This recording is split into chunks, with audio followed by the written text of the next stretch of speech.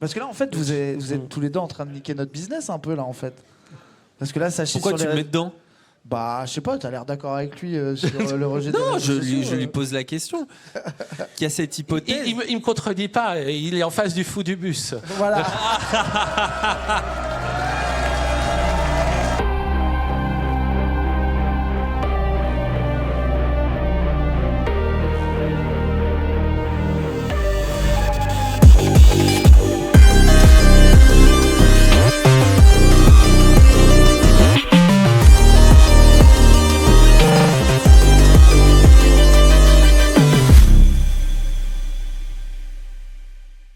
Ah là là, incroyable. Vous connaissez pas comme tellement quand même ici.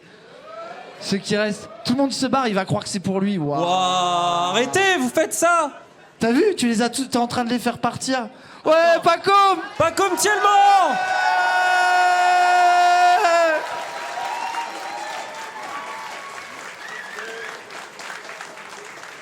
T'inquiète, ils vont revenir.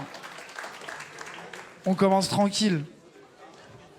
On commence tranquillement. Bonsoir. Bienvenue, Pacom. Encore un maître du Bonsoir flow. Dany, bonsoir Raz. Oh, Bonsoir. Ah, t'as vu, c'est pour toi. Il a été leak pendant la la Red discussion. Room. La Red Room, exactement. T'es avec nous ce soir pour ça. Eh, mais quelle classe aussi, hein. Trop beau. Le plus beau. Vous êtes gentil. Ah, bien sûr, bien sûr. On est content de te recevoir, ça fait plaisir. Ah ouais. Notre premier choix et unique choix. Ouais. À d'autres. Comme je t'ai dit au téléphone, notre Oui. premier second choix. Oui. Ah, ça commence bien. Bon, c'est ton rendez-vous sapiosexuel. Oh, ah, il Carrément. commence. Je vais te Ok. dire la chandelle un peu, hein, parce que... Mais genre, toi, ça t'intéresse pas? Nerval, Si, Internet, tout ça, ça t'intéresse pas? ça, on va parler de plein de trucs là, ça va être sympa. Moi je pense que ça serait bien de commencer quand même, parce que peut-être qu'il y a des gens qui te connaissent pas totalement. Ce serait la moindre des choses qui me connaissent pas. Ah, ouais, si t'es une star, arrête. Le modeste. Ah ouais, c'est incroyable. Hein. Revenir un peu sur ton parcours, etc. Après c'est toi hein, qui avait dit, je dirige cette interview, t'as dit. Ah bon? Ouais. c'est Non, toi je crois qui que m'as c'est dit toi ça. qui as décidé ça. Ouais. Dany, Exactement. director of all things. Et Exactement. ouais, il faut croire. Hein. Après, je vais devenir fou si ça continue. Je vais me prendre pour Clovis. Tout le monde est fou de toute façon. Oh, Ça commence bien. c'est vrai ça. Non, mais le pauvre, on le met mal à l'aise à se faire des sketchs entre nous pour se détendre. Non, mais pas Pas comme. du tout. Je vous regarde. Pas comme, du coup, toi, tu es déjà un auteur avant tout, parce que tu as écrit plus d'une vingtaine de livres, il me semble. si Ouais, je me trompe pas. c'est beaucoup. Tu les comptes plus, non? Non, à une époque, oui, c'est vrai que quand j'avais commencé, j'étais là genre, ouais, mon deuxième livre. Mais non, je peux pas penser comme ça, je pense toujours au suivant. Ouais, j'allais dire, c'est comme le body count. À un certain nombre, on compte plus. Ça marche ou pas? Je vous la laisse, cette analogie. Je sais suis qu'elle vous désolé. est chère, donc... Et moi, je t'avais connu il y a longtemps. J'avais vu une conférence sur YouTube où tu parlais de Lost, la Ouais. série. Ouais. Et tu mélangeais ça, évidemment, à tes thèmes, la spiritualité et tout. Mm. Et je m'étais dit, qui est ce vieux barbu fou? Mais qui est génial. C'était déjà il y a 10 ans, alors Oui. encore plus vieux maintenant. Hein. Vieux man, Moufette t'appelles Vieux man. Est-ce qu'il y en a Oui, qui oui. connaissent Vieux man ici? L'appellation Vieux man? Le surnom m'est resté. Hein. Je crois même quand on poste des vidéos sur Blast, il y a des personnes qui disent « Hé, vieux man !» Et ça, Donc c'est devenu mon surnom, quoi. En Mais plus- moi, ça me va, hein, parce que de toute façon, même quand j'avais 16 ans, je faisais vieux. Donc, Mais t'es pas si vieux en plus, c'est ça qui est. disons que je suis pas... Mais non, mais. Ça dépend ce qu'on appelle vieux. Oh, je sers à rien, j'ai trop le seum. J'ai pas de micro. Tu vois, tu voulais un date, eh bah allez, sors de ce date. Moi, je t'avais connu sur YouTube, je pense que c'est aussi le cas de pas mal de gens, mais avec la forme plus contemporaine, Ouais, parce que tu t'es mis à travailler avec Blast, ouais, tout à fait. et pour deux formats, enfin il y en a même plusieurs, il y en a un sur le cinéma aussi, Ouais. mais un format d'abord Infernet, donc tu peux expliquer un peu ce Bien qu'est sûr, Infernet? c'était une drôle d'histoire parce que normalement, moi, j'étais pas prévu pour faire youtubeur, quoi. J'avais plus l'âge. Donc, en fait, ce qui s'est passé, c'est que Denis Robert, qui dirige Blast, je l'avais rencontré lors des funérailles de Cavana, de l'écrivain Cavana. Et il faisait un documentaire sur Cavana. Donc, on s'est rencontrés dans ce cadre-là. Après, il a fait un livre sur Cavana et Choron et sur l'histoire d'Harakiri. Donc, on a discuté un peu à cette époque-là. Quand il a lancé Blast, il m'a proposé de participer à ce média. Et moi, je pensais écrire des textes. Normalement, mon travail, c'est d'écrire des textes. C'est tout. Donc, j'ai réfléchi et j'avais cette idée de faire des analyses à partir de faits divers numériques. J'étais devenu passionné par les faits divers numériques. On parle d'une époque qui est juste post-confinement. Et pendant le confinement, ça a été mon plaisir, quoi. Le soir, quand je me faisais à manger, je regardais des vidéos de faits divers numériques ou ça te met en des appétit. podcasts. Les faits divers te mettent en appétit. Non, mais ça avait remplacé Faites entrer l'accusé, quoi. Ok, d'accord, ok. C'était quoi mon truc, quoi, de détente à la fin de la journée. Mais ça me passionnait. Je me disais, mais il y aurait peut-être quelque chose à faire par rapport à ça. Et donc, à un moment, j'ai trouvé la formule, quoi, Infernet. Mais j'avais préparé un texte. En fait, j'avais préparé une sorte de pilote, mais de pilote juste pour des articles, quoi. Et puis, Denis Robert, Soumaya Ben Aïssa et Mathias Enthoven m'ont tous les trois dit, d'une façon différente, Mathias, en fait, a été le plus stratège des trois, tu voudrais pas faire ça en vidéo? Et moi, j'ai dit, oh non, mais moi, je suis pas un présentateur de télévision, quoi. Je sais pas faire ça. Et puis, Mathias a eu la bonne idée. Enfin, en gros, il m'a dit, écoute, on fait un test. On en fait un. Et si jamais ça te plaît pas, si jamais le résultat te semble vraiment contraire à tes principes éthiques, quoi, eh ben, on le passe pas. On le fait, mais on le passera pas. Et tu continueras à écrire des textes parce que Blast, c'est aussi un média de texte. Hein, c'est pas. Heureusement que tu le précises. Moi, je savais pas. Non, mais il y a surtout les vidéos qui sont vues, mais il y a beaucoup d'articles. Donc moi, je pensais faire des articles. Donc, on a fait ça. Et quand ils m'ont envoyé le résultat, j'ai trouvé ça tellement réussi. Je veux dire, la musique de Baptiste Veillant, les idées de Mathias. Après, la plupart ont été réalisés par Ameyes Aitoufela, qui va être le réalisateur avec Mathias, enfin le monteur et réalisateur avec Mathias de L'Empire n'a jamais pris fin. Le travail était tellement bien, quoi, que je me suis dit, je vais pas les faire chier. Mais j'aime bien parce qu'ici, je vais pas dire oh non, attends, etc. Donc j'ai dit ok. Ici, Voilà. tout le monde, sauf lui. Alors qu'on est d'accord, ce qui est incroyable dans les vidéos, c'est aussi ton phrasé, ton ton. Non mais, on est d'accord ou pas? Dites-lui. Ah, voilà. Bon alors, ok, waouh. Demain, let's go. C'est vrai que la réalisation, elle est dingue. Non, mais la réalisation est fantastique. Fantastique. Mais toi aussi, t'es fantastique dedans. Non, En fait, sachez les gens qui détestent ce qu'on est en train de faire. Ah oui. Et que c'est notre plaisir de lui imposer ça au bout de 5 minutes. En fait, ce qui s'est passé pour le phrase, ça va être compliqué. En fait, ce qui s'est passé par rapport à ça, c'est que le phrasé n'est pas le même selon les trois programmes. Et sur Infernet, ce que je m'étais dit, c'est tu bouges pas tes putains de mains, tu les poses sur la table, tu les poses fixes, t'es droit comme un piquet et tu dis le texte en mettant le moins d'expression faciale possible. C'était ça la règle. Je venais de revoir une série que j'avais adorée quand j'étais un peu plus jeune, qui s'appelait Millennium. Alors c'est pas les romans là, c'était la série de Chris Carter, le type qui avait fait X-Files. C'était une série avec un profiler. Et qui était joué par Lance Erickson. Lance Erickson, il vient de New York, donc il parle avec les mains.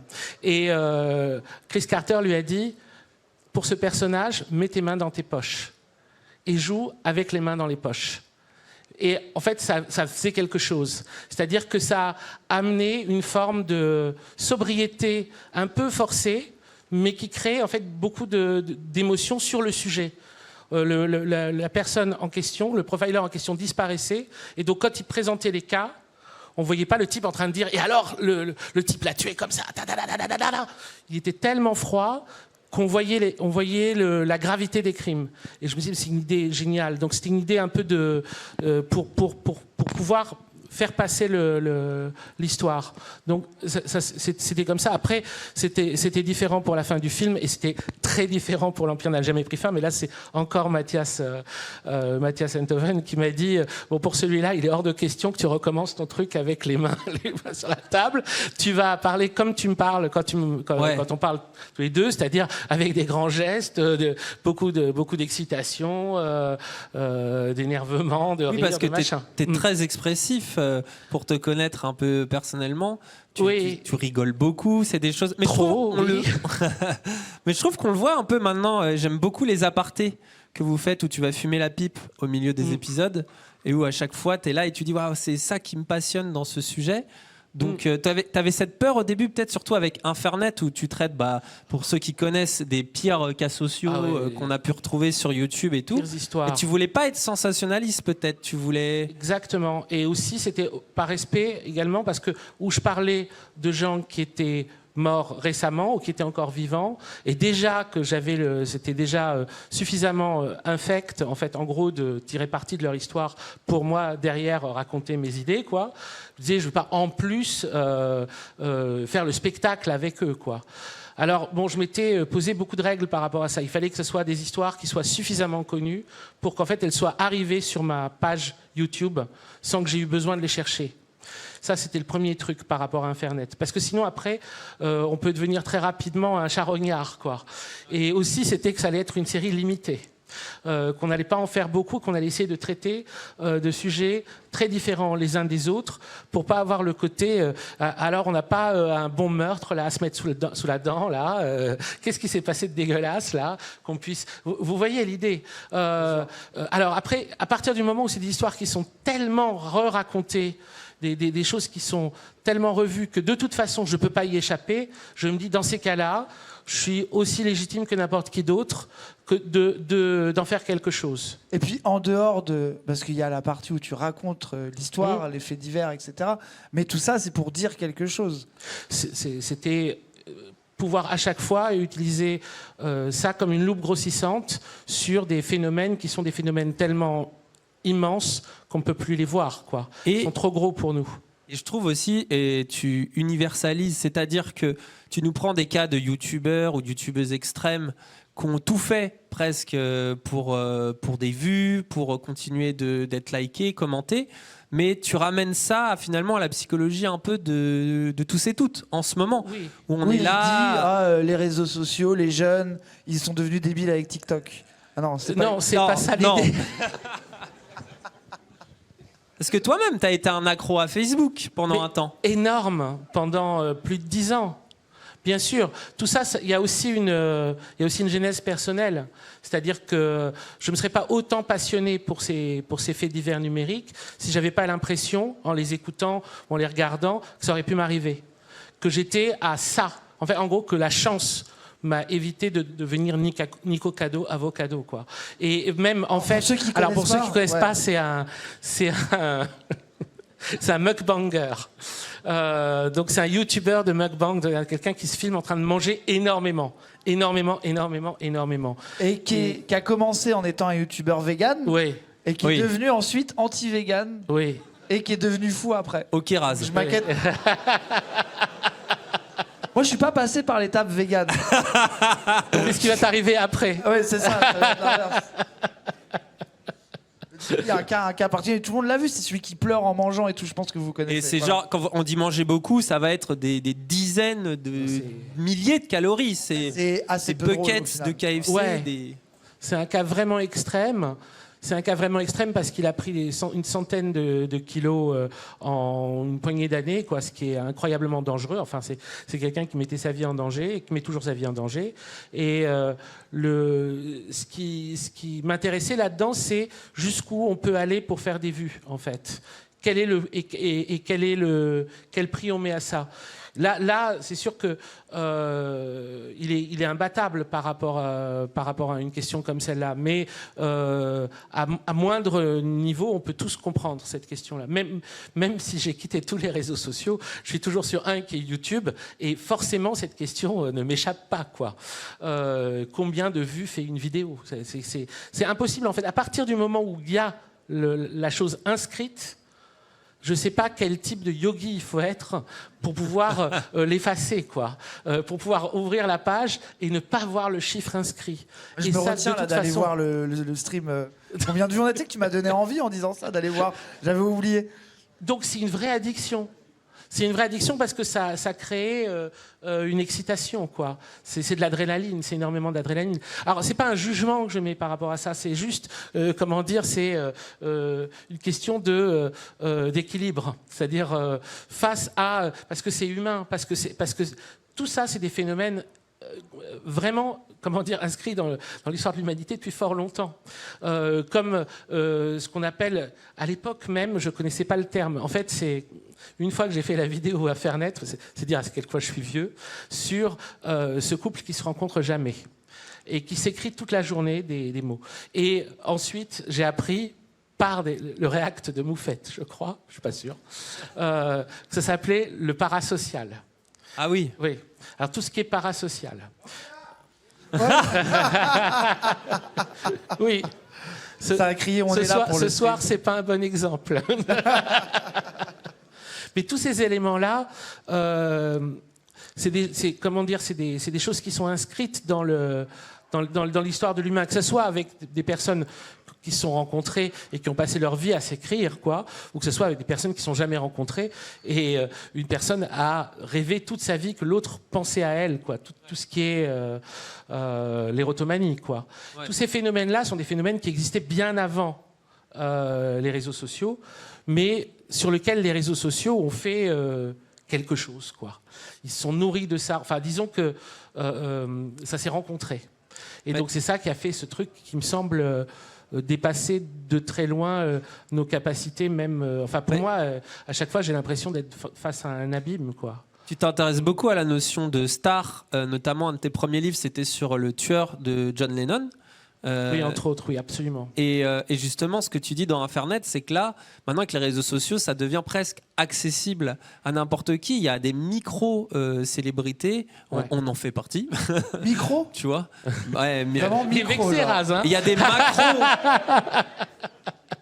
Il y a des macro-célébrités aussi. Est-ce que je parle de notoriété ou de poids? Ça, c'est... Bravo, wow. Il a décidé d'être grosso. Je le prends pour moi aussi, Raz. Hein. Ensemble, quoi, bien. Vous dites que je suis skinny? T'es en minorité ce soir. T'es en minorité. Allez, bien fait pour toi. Mais justement, tu mets beaucoup l'accent sur le fait que... Et c'est ça que j'aime, en fait, c'est que tu t'intéresses vraiment aux monstres. Alors d'ailleurs, sur d'autres choses aussi. Mais tu dis, OK, c'est des figures monstrueuses, ces youtubeurs qui vont manger des milliers de calories, créer du drama pour exister, essayer, machin. Mais au fond, on est pareil. Et tu parles de toi sur Facebook. Oh, on scrolle, on regarde les gens qu'on aime. Qu'est-ce qu'ils font? On regarde les gens qu'on n'aime pas. Surtout, ouais. Hein, avouez-le. Les gens qu'on n'aime pas. Ah oui, il fait ça, il fait pas ça. Donc il y a une sorte, ça nous amène à être pervers un peu, les réseaux sociaux. Et toi, t'as décidé de tout quitter. Ouais. Bon, avant de revenir sur YouTube, mais tu as décidé de tout quitter parce que tu sentais que ça rend profondément malheureux. Moi, quand je regarde Infernet, j'ai l'impression que tu dis les réseaux sociaux, globalement, nous vendent la promesse qu'on va être plus heureux, épanoui et tout avec, notamment Facebook, qui a été conçu comme ça, et en fait, pas du tout, quoi. Moi, ce qui m'était apparu, alors, il y a toute mon histoire personnelle sur les réseaux sociaux, que j'ai racontée d'ailleurs dans le livre Infernet, quoi, après la série, quand le livre est sorti, il y avait une postface assez longue qui s'appelait Internet et moi, une confession. Alors, c'est pas que les réseaux sociaux, c'est depuis le début d'Internet, quoi, c'est toute mon histoire avec Internet, mais c'est surtout les réseaux sociaux. Et dedans, j'essaye aussi de voir tout ce qui, dans les différents moments de ma vie internautique renvoyait à ces grands cas quoi, de drames liés aux réseaux sociaux, de faits divers numériques. Et Parce que pour ceux qui l'ont pas lu, ça va très loin parce que ça, il y a un côté rupture amoureuse, mais il y a aussi une histoire d'un ami à toi suicidaire. Enfin, c'est un truc. oui, il y a c'est plein assez d'histoires. sombre. Oui, Voilà. bien sûr. Et c'est toujours sombre. relié d'une manière ou d'une autre à Internet, par les mails, par Facebook, par des Oui, trucs, voilà. oui. C'est pas mon texte le plus joyeux, c'est sûr. Ah, ça c'est sûr. Ah, c'est clair que. Quoi, est-ce que je fais beaucoup de textes très joyeux? Je sais pas. Mais bon, ce qui m'a intéressé, enfin, ça m'a beaucoup questionné. C'est-à-dire à partir du moment, c'était complexe. Le moment où j'ai décidé de tout arrêter, alors que bon, je faisais ça depuis 12 ans et je faisais ça à fond, quoi. C'est-à-dire que j'étais presque toute la journée quoi, sur Facebook. C'était Facebook, hein, mais ça c'est un truc de vieux aussi, c'est le réseau social des boomers. Quoi. Donc c'est normal, hein, faut pas m'en vouloir, c'est le vieux. Mais alors, donc, par rapport à ça, c'était qu'est-ce qui nous transforme et pourquoi est-ce que ça nous transforme? Pourquoi est-ce qu'on croit qu'on maîtrise le jeu et qu'à bout d'un moment on se rend compte que le jeu nous maîtrise? Qu'est-ce qui fait ça? Alors, du coup, il y a un aller-retour par rapport à ça avec le dernier épisode d'Infernet qui était sur Mark Zuckerberg pour essayer de voir. Mon hypothèse, c'était que les réseaux sociaux sont construits à l'image de la psyché de leur créateur, quoi. Que c'est comme des parcs d'attractions, quoi. Mais ils ont un créateur. Donc en fait, sur Facebook, on est dans la tête de Mark Zuckerberg. Donc c'est pas surprenant de la part de quelqu'un qui non seulement n'a pas d'amis, mais n'a jamais vraiment eu d'ambition d'en avoir. Que tout ça se passe, quoi. Quoi, c'est excessif ce que je dis? Je suis désolé. Je pense que Voilà, ça va. c'est, Je pense que ça leur plaît. Hein. Désolé. Bon, j'en sais rien, je le connais pas. Hein, mais... Ouais, je pense que bon. Mais et d'ailleurs depuis le début de Infernet, j'avais plus ou moins, c'était pas si clair, mais j'avais plus ou moins l'idée que quand j'arriverai à la fin de cette série, je ferai un gros. Quoi. Je ferai pas un cas de quelqu'un comme toi et moi, etc., mais que ce serait un des pionniers, quoi, une des figures. Alors il y avait une forme d'hésitation, mais comme ma cam, ça avait été Facebook, j'ai pris le mec de Facebook, quoi, plutôt que le mec de Twitter ou le, tu vois, le mec de, je sais pas quoi, d'autre chose, Insta. Twitch, parce que là, en fait, vous êtes tous les deux en train de niquer notre business un peu, là, en fait. Parce que là, ça chie Pourquoi sur tu les le mets dedans? Bah, je sais pas, t'as l'air d'accord avec lui sur le rejet des Non, réseaux je sociaux, lui pose la question. Qu'il y a cette hypothèse. Il me contredit pas, il est en face du fou du bus. Voilà.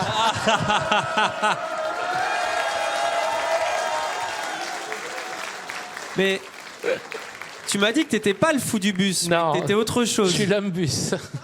Plus, alors attends, parce que il est arrivé, je me rappelle, t'es arrivé là où on travaille, au bureau, en disant moi j'ai vu le fou du bus, ça me plaît pas. Moi je veux pas être ça, moi je suis l'homme bus, et tu m'as raconté. Qui est quand même une phrase de fou du bus, d'arriver et Déjà- de dire. Déjà, je me suis dit oh le fou du bus. Déjà, première chose. Et tu m'as expliqué ce qu'était l'homme bus. Bah, c'est une grande figure de Lausanne, quoi. C'était un gars qui, toute sa vie, a fait semblant de diriger un bus, quoi. On l'appelait l'homme bus. C'est-à-dire qu'il était habillé en conducteur de bus. Et il faisait toute une ligne de bus. Et les gens de Lausanne, je dis ça, j'ai jamais vécu à Lausanne, quoi. J'ai vu les documentaires, hein. C'est comme si je l'avais connu, c'est pas vrai.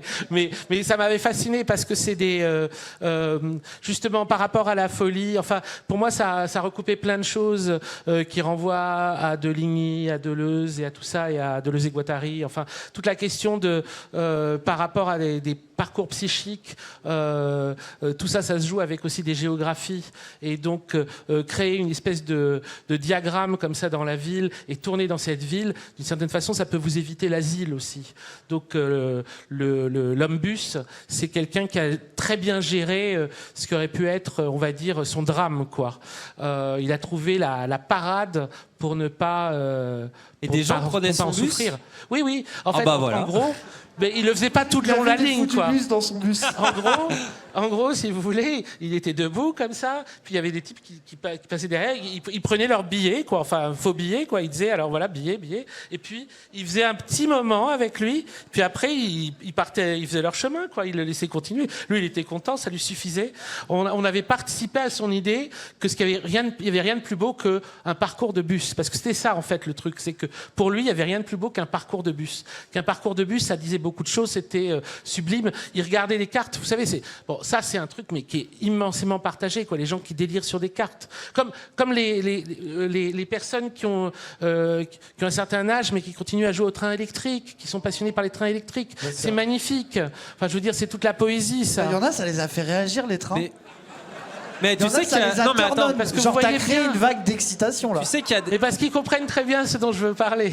Tu sais qu'il y a des fans de trains, même des collectionneurs... qui vont dire ah ouais j'ai tous les trains en France, notamment au Japon, t'as des collectionneurs fous. Et il y a un truc qui bizarre. sont fans de alors ils ont jamais pris le RER, ça se voit pour les aimer, mais ils ont tous les modèles et ils sont fascinés, ce qui est une forme de passion comme il y en a d'autres, quoi. Il y a un lien bizarre entre la communauté LGBT et les trains aussi. C'est vrai. Non, si, c'est vrai. Il y a énormément de LGBT sur Twitter qui sont obsédés par les trains, frère. Je me demande pas pourquoi. Je vous jure, c'est vrai. Écoute, donc comme ça quoi, aussi, l'homme bus... Tu gardes cette remarque, moi j'en sais rien. Je te jure que c'est vrai. Je te jure que c'est vrai. Du coup, pour moi, l'homme bus était clairement pro-LGBT. Moi, je crois que le meilleur moyen de défendre la communauté LGBT, c'est de pas parler d'elle, pour le coup. Ne leur mets pas un kink bizarre en plus. C'est les fous du train, ça va. Non, mais et ce rapport, tu vois, à la folie, ce qui te passionne quand même. À la fois même la tienne, que t'interroges aussi d'ailleurs à longueur de livre. Et tu t'identifies tout le temps au fou. Dites-vous, il a écrit un livre, il s'est identifié au tueur de John Lennon, il s'est dit tiens, je vais tuer un japonais. Oui. Alors, c'est la pire façon de le présenter. C'était la pire façon de le présenter. En fait, c'était. Mais c'est une histoire vraie. C'est le début de mon livre autobiographique, quoi. Tu m'as donné de la crasse et j'en ai fait de l'or. Non, mais parce que dedans, j'ai essayé d'explorer, on va dire le caractère lumineux des moments les plus sombres qu'on peut avoir dans une vie. Et un des moments les plus sombres, mais je pense que c'est quelque chose que beaucoup de gens peuvent comprendre aussi, c'est quand on se sent perdu dans une langue qui est pas la nôtre. J'étais depuis peu de temps avec une japonaise. J'étais jeune encore, j'avais, je sais pas, 22 ans, 23 ans. On est parti au Japon, d'abord dans sa ville, à Osaka, et ensuite à Tokyo. Et en fait, j'étais pendant plusieurs semaines avec uniquement des Japonais, et je parlais pas le japonais. Et donc de temps en temps, je parlais un peu anglais avec eux, très peu, mais j'étais pendant de longues heures. En fait, mon esprit commençait à dérailler un peu. Et en fait, ce qui s'est passé, c'est que je voyais, il y avait la télévision allumée, et il y avait un présentateur d'émissions culinaires. Oh là là. Il s'appelle Monsieur Masaki. Que je crois les Japonais appellent Machinko ou Machoki. Enfin, ils lui en donnent un petit surnom, quoi. Et cet homme était en train de préparer des pâtes aux œufs. Et je ne sais pas pourquoi, à ce moment-là, et c'était sans doute lié au fait que j'avais écrit un livre sur plusieurs faits divers en fait, liés aux Beatles, dont le tueur de John Lennon, mais aussi le mythe de la mort de Paul McCartney et l'affaire Manson et tout ça. Enfin, c'était un livre autour des Beatles, mais lié à des faits divers liés aux Beatles. C'était mon premier livre. Et à ce moment-là, j'ai vraiment cru, mais j'ai cru que je devenais fou. Et en fait, j'étais certain qu'il y avait des sortes de lignes lumineuses qui se créait dans l'espace et qui m'emmenait à l'endroit où je devais aller tuer cet homme. Oh, le fou du bus, hein. Voilà. Non, mais ce sont des choses qui arrivent.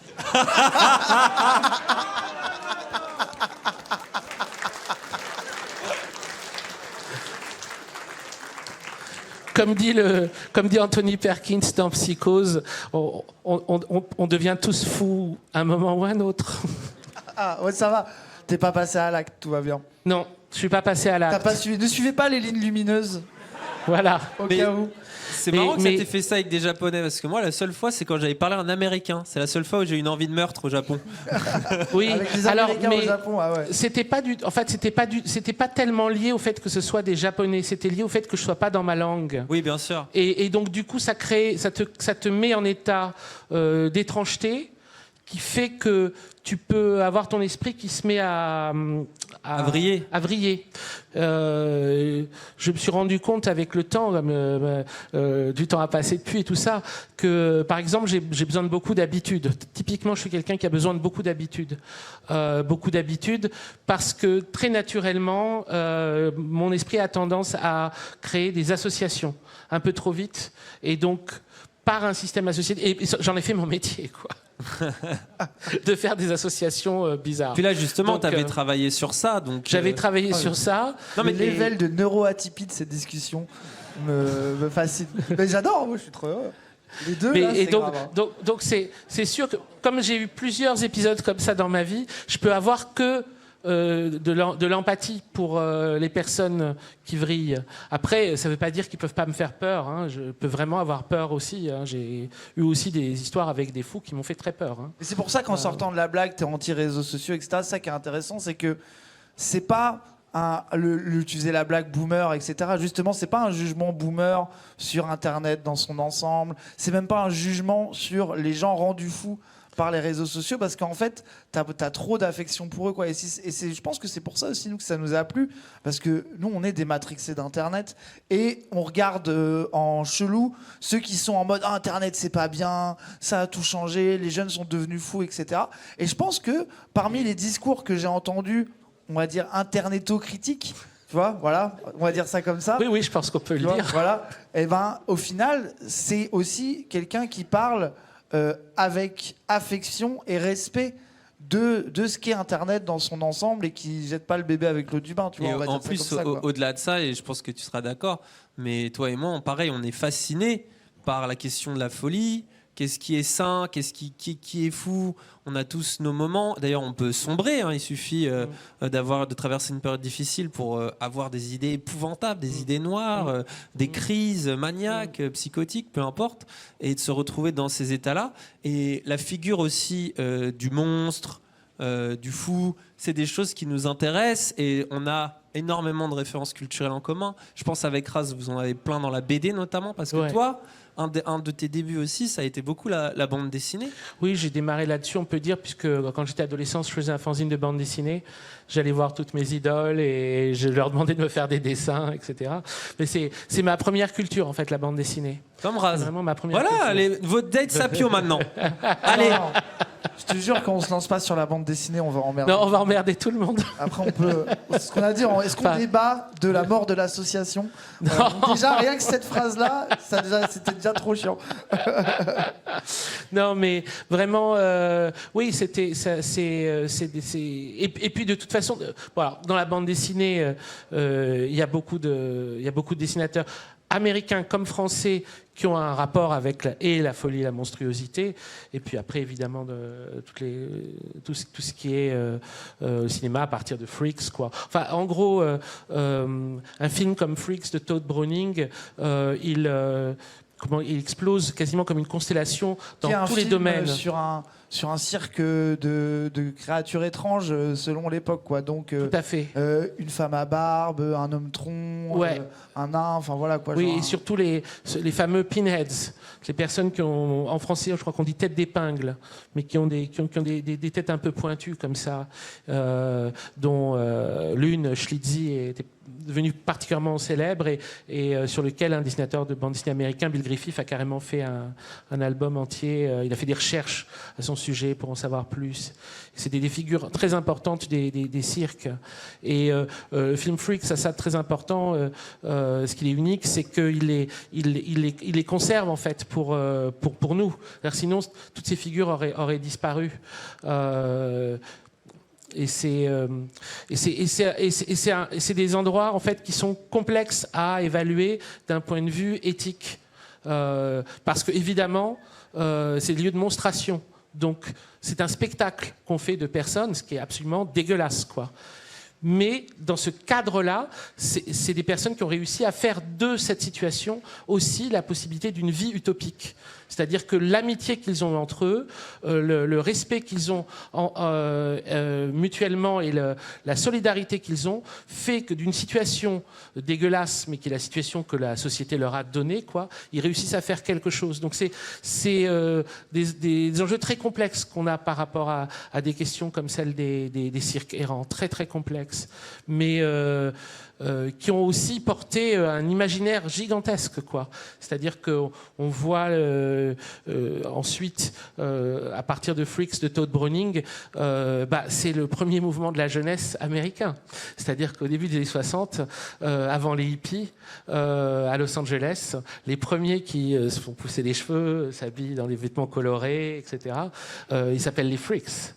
Ouais. C'est-à-dire qu'ils s'identifient en fait à ceux qui sont mis à la marge de la société. En fait, c'est encore une des formes des marges de société, mais qui sont des formes où peut avoir lieu un certain type de vérité, quoi. Un certain type de vérité des rapports humains, du rapport au monde, un certain type de spiritualité. Moi, c'est ça qui m'intéresse un peu partout. Donc, bien sûr, tout m'y ramène. C'est une sorte de labyrinthe, quoi, et à travers lequel, quel que soit l'angle ou le champ que je vais traiter, je sais qu'à un moment ou à un autre, je les croiserai. Mais parce qu'en plus, c'est là partout. Tu vois, tu es en train de parler de la marginalité, mais ce qui est fascinant, c'est qu'elle finit toujours par émerger. Alors, souvent, les vies de ces gens-là sont brisées, tu vois, vont être remplies de drogue, de problèmes, d'injustice, de prison, de c'est pas à prendre à la légère, d'isolement.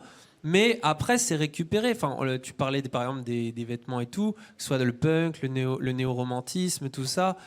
Une fois que David Bowie se met à se peindre la figure, ça devient cool pour des tas de gens. Ouais. Mais en fait, il porte, d'ailleurs lui aussi, c'est une figure complexe et traversée. Passionnante. Voilà. Mais à chaque fois, il y a ça. C'est pour ça que s'intéresser à la folie, c'est quelque chose qui peut peut-être paraître pour les plus rationalistes là, qui nous écoutent, qui peut paraître c'est un peu bizarre et tout. Mais c'est là où on voit un peu la naissance de beaucoup de choses. Et c'est ce que un peu le titre de ton livre que j'ai très mal présenté. Mais ce qui veut dire, quoi, tu m'as donné de la crasse et j'en ai fait de l'or, quoi. C'est que dans la crasse, dans l'ombre, dans ces choses-là, toi, tu vois toujours, comme dans une sorte de tension paradoxale, la possibilité de la lumière, de la métamorphose, de la transformation.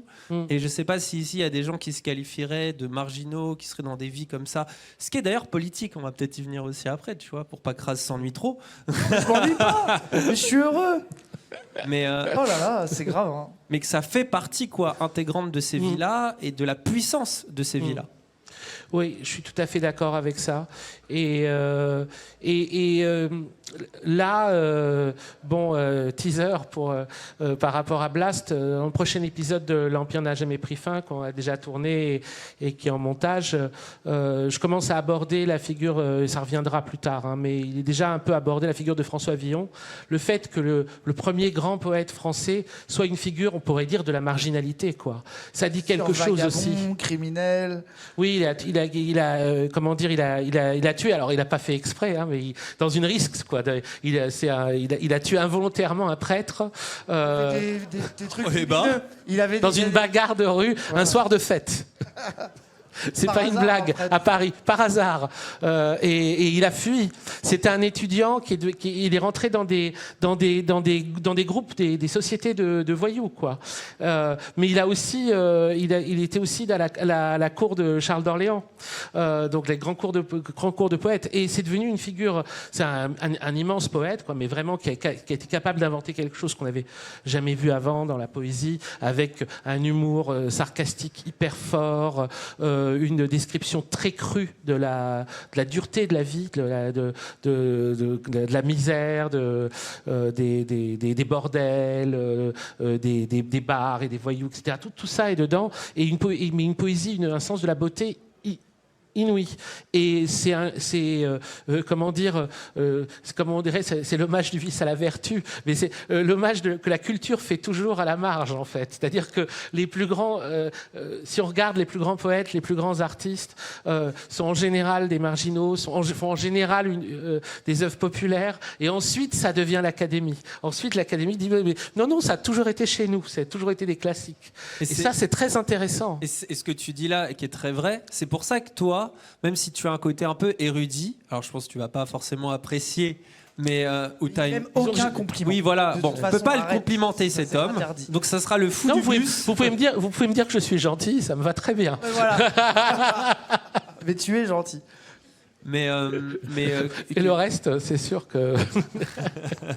Mais tu as ce côté très cultivé où tu vas savoir plein de choses sur pas mal de domaines, mais où tu ne fais pas, j'ai l'impression, comme beaucoup pourraient, peut-être moins cultivé que toi justement, mais de faire une distinction, tu sais, de dire ah voilà, tel philosophe, ça c'est quand même supérieur au cirque, ça c'est quand même supérieur à la bande dessinée ou à la série télévisée populaire. Et toi tu ne fais pas ça me viendrait pas à l'idée, non. Parce que tu as conscience de ça. Est-ce que c'est parce que tu as conscience de ça ou c'est pour autre chose justement? C'est sans doute parce que c'était ma culture initiale de toute manière, que moi je suis venu de la bande dessinée, du rock, de la pop musique, des séries télévisées, et qu'ensuite, voilà, faut s'entendre là-dessus, parce que si tu commences à Ah, vous avez vu? Il a été énervé. T'as vu, il a tiqué. Il a raison. Il a failli se lever et tout. Il allait me frapper là. comment ça sous culture? Tu vois pas de la lumière là, rassure-moi là. C'est la lumière de la salle. Hein. Ne la suis pas.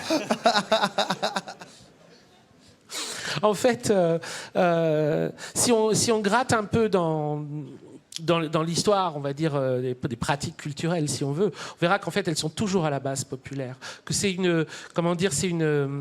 c'est un masquage grossier d'en avoir fait cet art qui vient d'en haut, quoi.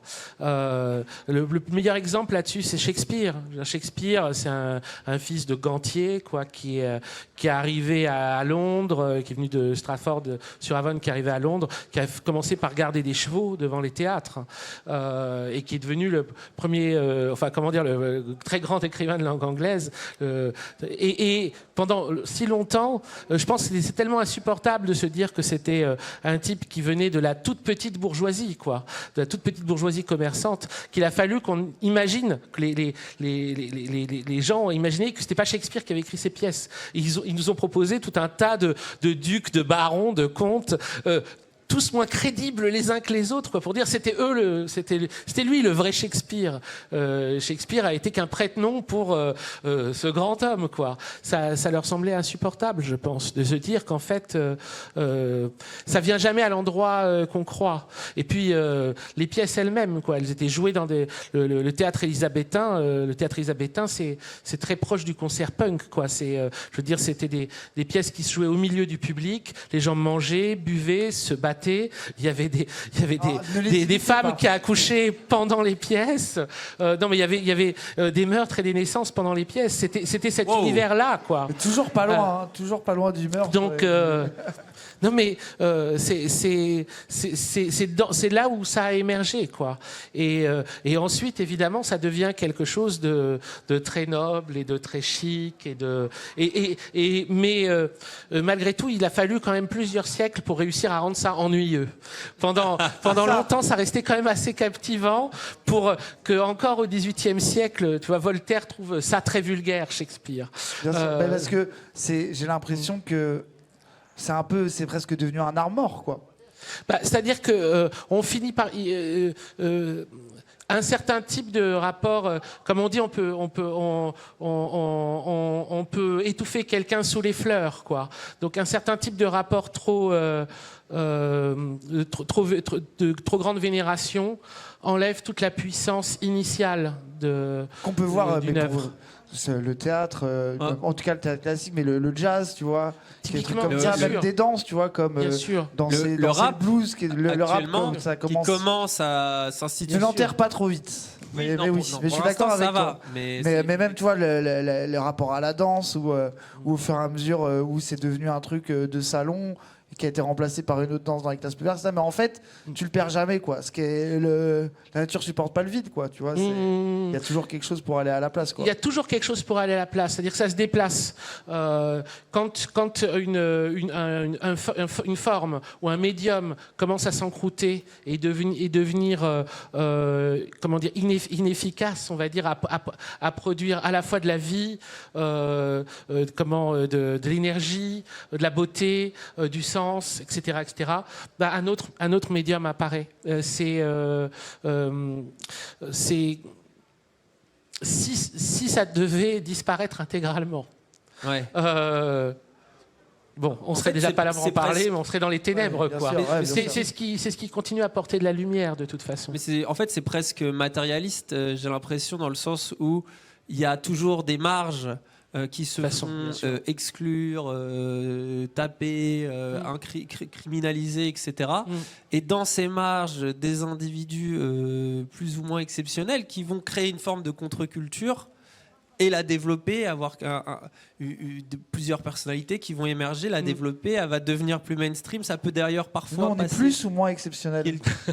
Nous, on est dans le haut. Ah, ok, on est dans le plus. Ça va alors. Oh, ils applaudissent. Et le chat a toujours raison. Surtout quand il est d'accord avec nous. Ouais, c'est ça, exactement. Mais tu vois, il y a presque ça. Et je trouve, ça me fait une transition. C'est que tu parles de... Moi, je trouve ça, c'est terrifiant, c'est le truc de se dire, t'es une marche, tu représentes quelque chose, un mouvement qui va être contestataire, radical, et puis t'es récupéré. Bien on le sûr. voit, le capitalisme est le roi presque de ça. Oui. Et puis t'es récupéré, et ton message... Et après, t'as des gens qui te défendent, qui sont à l'inverse total, presque des valeurs. Et il y a... Je te vois venir. Voilà, tu vois la transition. Et notamment, il y a une figure qui, toi, t'intéresse particulièrement dans ton autre série qui n'est pas Infernet, mais L'Empire n'a jamais pris fin, qui est, je pense, la personnalité, en tout cas, de ce que je comprends, de ce que toi t'en dis, la personnalité la plus qu'on a le plus dévouée de tous les temps, qui est Jésus. Oui. Et la parole de Jésus, qui, pour toi, a un discours presque, j'ai envie de dire, c'est presque le gauchiste absolu. Jésus, comment tu le présentes, qui est féministe, antiraciste, pour l'égalité, qui défend même les prostituées, celles qui trompaient leur mari, les pauvres, absolument tout le monde. Et ce message-là d'amour, de paix, de ne jamais juger, de toujours voir de la nuance, etc., un peu comme Mani d'ailleurs, qui est notre figure, peut-être je pense que tu reviendras dessus, Avec plaisir. a été complètement dévoyé par l'Église pour créer quelque chose d'autoritaire et de tout ce qu'on connaît d'aujourd'hui, avec ce que pourrait par exemple représenter l'État aujourd'hui, quoi. Chose d'autoritaire, de discriminant, de patriarcal, etc. Donc voilà, et c'est pour ça que pour toi cette figure-là, est-ce qu'elle représente ça? En fait, bon, en dehors du fait que j'ai toujours été fan de Jésus, en dehors de ça. Tu vas pas pouvoir le tuer, sauf s'il réapparaît par contre. Ce serait con quand même que lors du retour du Messie, tu sois le mec qui le recrucifie, quoi. Bonjour Jésus, je suis ton plus grand fan. Bam. Oui, ce serait vraiment dommage. Tu l'as perdu, Mais imagine là. J'ai vu, ça l'a fait réfléchir. Ça m'a fait vriller. Ça l'a fait cogiter, il s'est dit merde. Ça m'a fait vriller. Non, mais c'est une histoire qui m'a passionné, auquel je suis arrivé par des biais aussi qui ont été un peu labyrinthiques. C'est-à-dire que pourquoi j'ai commencé à me passionner pour tous les, on va dire, ceux qui n'ont pas voulu faire corps avec l'Église, tous ceux que l'Église a appelés les gnostiques, et en gros tous les opposants, tous ceux qui n'ont pas créé de nouvelles institutions, quoi, autour de Jésus. C'est dans mon histoire personnelle, c'est arrivé vraiment d'une façon très hasardeuse, quoi. C'est-à-dire que c'était encore un truc qui s'est passé il y a 20 ans, quoi. Mais bon, c'est comme ça, quoi. Il y a plus de 20 ans, je vais sortir mon deuxième livre, mais à l'époque personne ne lisait trop mes bouquins, quoi. Hein. C'était quand même très confidentiel. Et je reçois un coup de fil. Je pense que vous êtes trop jeune, vous connaissez pas. Mais c'est un coup de fil de Philippe Manœuvre.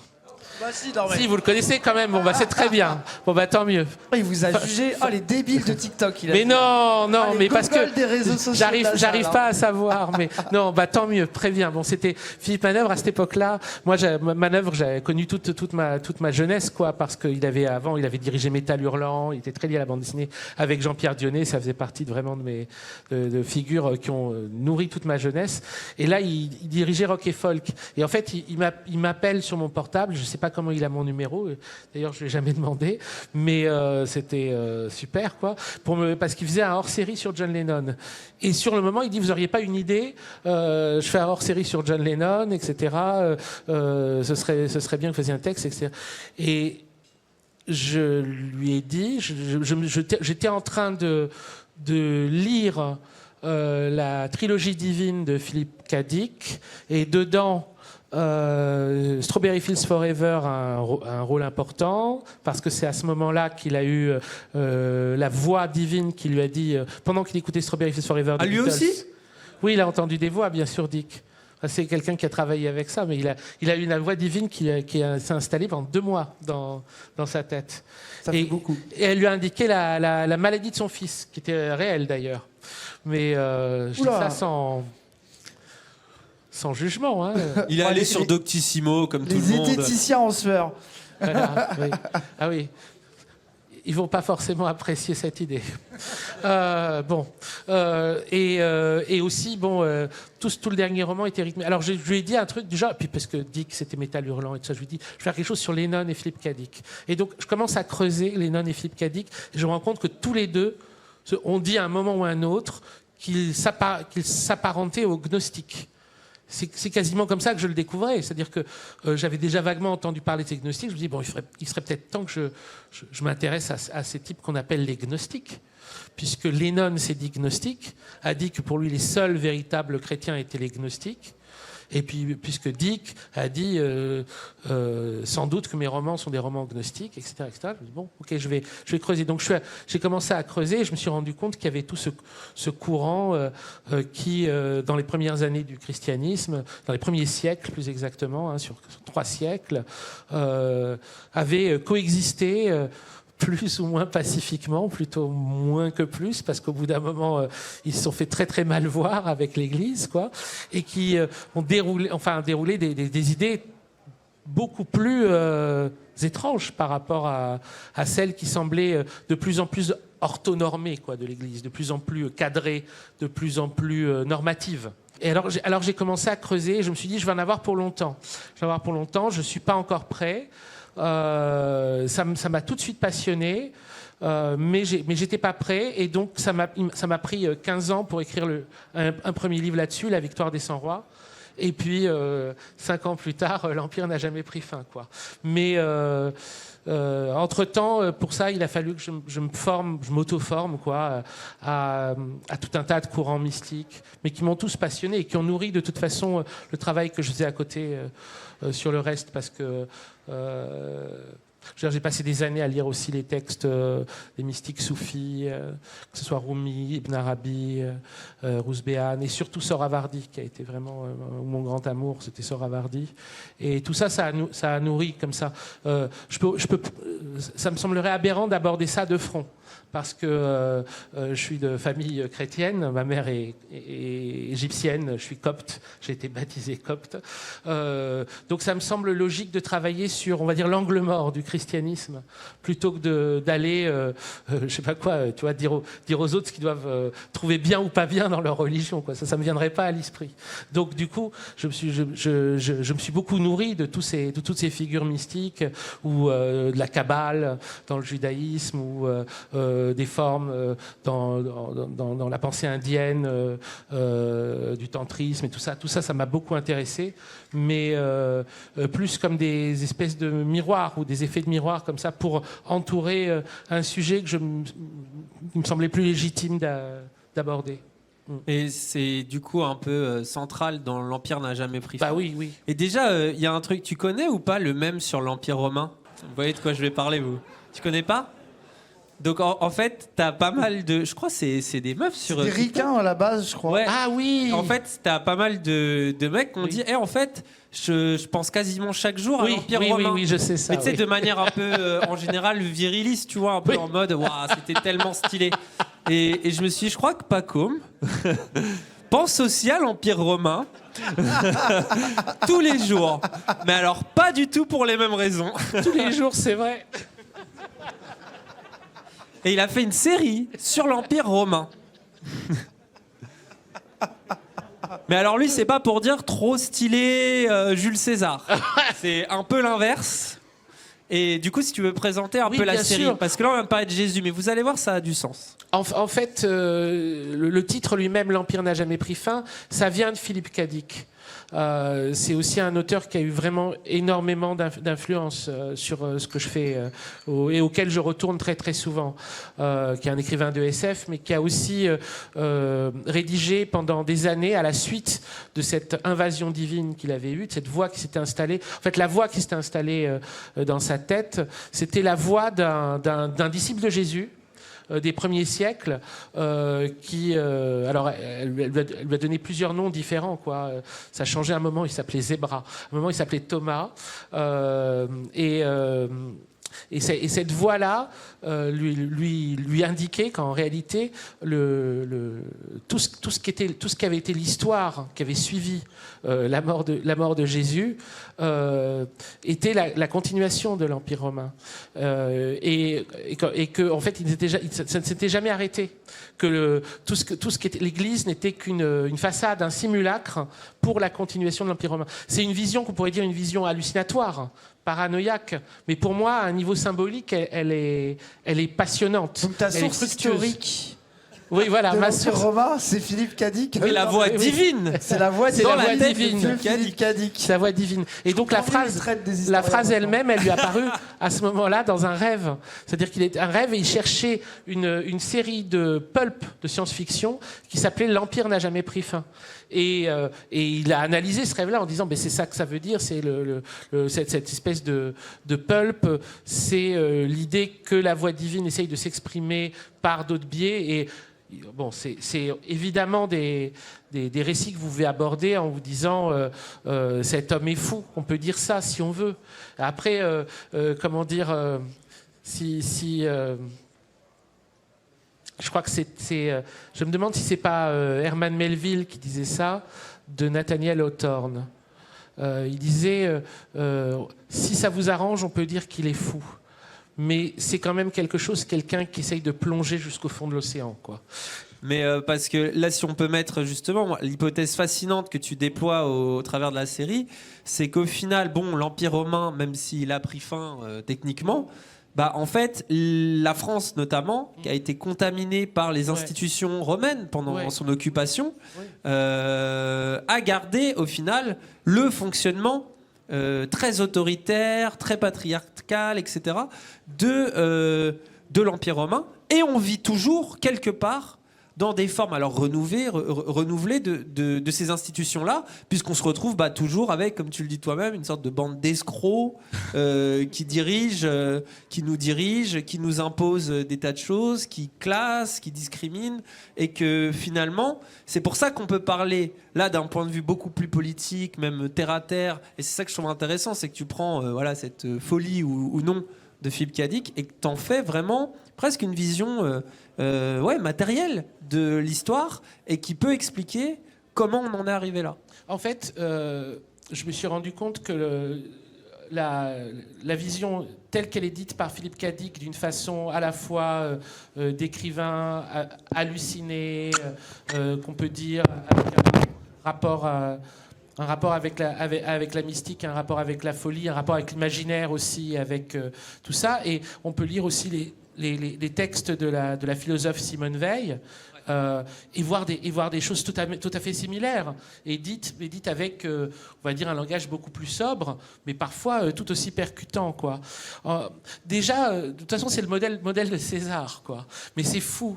Je m'y attendais pas, c'est-à-dire que quand il s'agit en fait de faire une série pour Blast après Infernet. Dans un premier temps, Mathias, lui, il était intéressé par l'idée qu'on adapte un livre que j'avais écrit qui était Paris des profondeurs sous la forme d'une série. Là, au lieu d'avoir fait, je sais pas quoi, l'anti-Zemmour, j'aurais fait l'anti-Laurent Dutch, en gros. Mais bon, ou l'anti-Buisson, je sais pas quoi. Mais vous voyez l'idée, quoi. C'était un pari, mais un pari complètement autre, quoi. Mais à travers des images de ça. Et puis finalement, d'abord, j'avais pas envie de faire l'adaptation d'un livre et tout ça, ça me disait pas. Et j'avais ce truc de la vision de Dick, et je me suis dit. Puis je commençais à lire des textes des Romains, je relisais beaucoup Suétone et Tacite. Je me dis, il y a quelque chose, mais quoi? Et en fait, c'est plus ou moins lié à la figure de César. Et à un moment, je me suis dit, mais au fond, le Dieu qu'ils aiment, quand ils aiment Dieu, c'est une espèce de César. C'est l'identification de la divinité de César. De toute façon, César est devenu une divinité. Il est supposé continuer à nous regarder depuis le ciel. C'était le cas pour les Romains, en tout cas. Et quand on voit à quel point il a continué à fonctionner comme une figure d'identification les siècles qui ont suivi, mais obsessionnellement une figure d'identification, que ce soit pour les fascistes, quoi, mais même pour les non-fascistes, quoi, pour n'importe. Ouais, les hommes d'entreprise, la plupart des présidents se reconnaissent en lui, parlent de sa grandeur. Ce qui est fou en plus, c'est que la Gaule s'est quand même fait dominer. Oui. Tu vois, par César, et que même des Français disent ah heureusement quoi. À un moment tu cites je sais plus qui. Oh, c'était alors il y en a deux qui sont particulièrement gratinés. C'était Napoléon III. Qui disait ça aux Algériens, qui disait oui, vous êtes occupés, etc. Mais comme nous l'avons été, en fait, vous allez rentrer dans une plus vaste grandeur, comme nous avec César. Ah ouais, d'accord. Donc c'était très bien. Merci beaucoup. Et sinon, c'était l'historien de l'Action française. Ah oui. Jacques Bainville, que j'aime bien citer. Ça me fait rire à chaque fois de ressortir, parce qu'à chaque fois, il est sur pour parler comme les jeunes, les takes les plus énormes, quoi. Parce que dedans, il disait c'était un désastre si César avait perdu. Oui. Oui, si c'était Vercingétorix qui avait gagné. C'est quand même gonflé de la part des nationalistes, je trouve. Mais en fait, on comprend qu'en fait, nationaliste, à ce moment-là, ça passe par le filtre romain, déjà. Ouais. Mais surtout que c'est des autoritaires avant d'être des nationalistes. Ben, bien sûr. Et ce qu'on voit, c'est qu'ils ont toujours une certaine vision de la France qui est au final très limitée dans sa totalité, et que c'est ça qui leur plaît, quoi. Et ils disent heureusement, quoi. Oui. Heureusement qu'on a des vrais chefs, quoi. Et il y a de ça du coup aussi avec un peu Jésus, quoi, de dire non, mais d'utiliser Jésus pour priver les gens, pour les culpabiliser, toutes ces choses-là. Ah bah le coup incroyable, c'est-à-dire que c'est quelqu'un qui vient pour te déculpabiliser et dont la crucifixion te reculpabilise. Ça, c'est un twist de génie du mal, mais c'est un twist de génie. Alors, ça m'a beaucoup intéressé de voir tous ceux qui ne sont pas allés dans cette direction et qui, pour moi, sont la ligne la plus intéressante. Et je peux préciser pourquoi je les ai réappelés les 100 rois. Parce que c'est un nom un peu bizarre, 100 rois. Mais gnostique, c'est un terme qui vient de l'Église, c'est un terme péjoratif. Ça m'ennuyait de les reprendre. Ça veut dire, en fait, ça vient de gnosis, connaissance, mais gnostikos, ça veut dire un peu, c'est les types qui disent qu'ils connaissent, quoi. C'est un peu les petits balins. C'est Dany, ça. Quoi? Non. Moi, ça me va. Je vous laisse ça aussi. Attends, ça, c'est stylé selon Pacôme, donc moi, ça me va. Oui.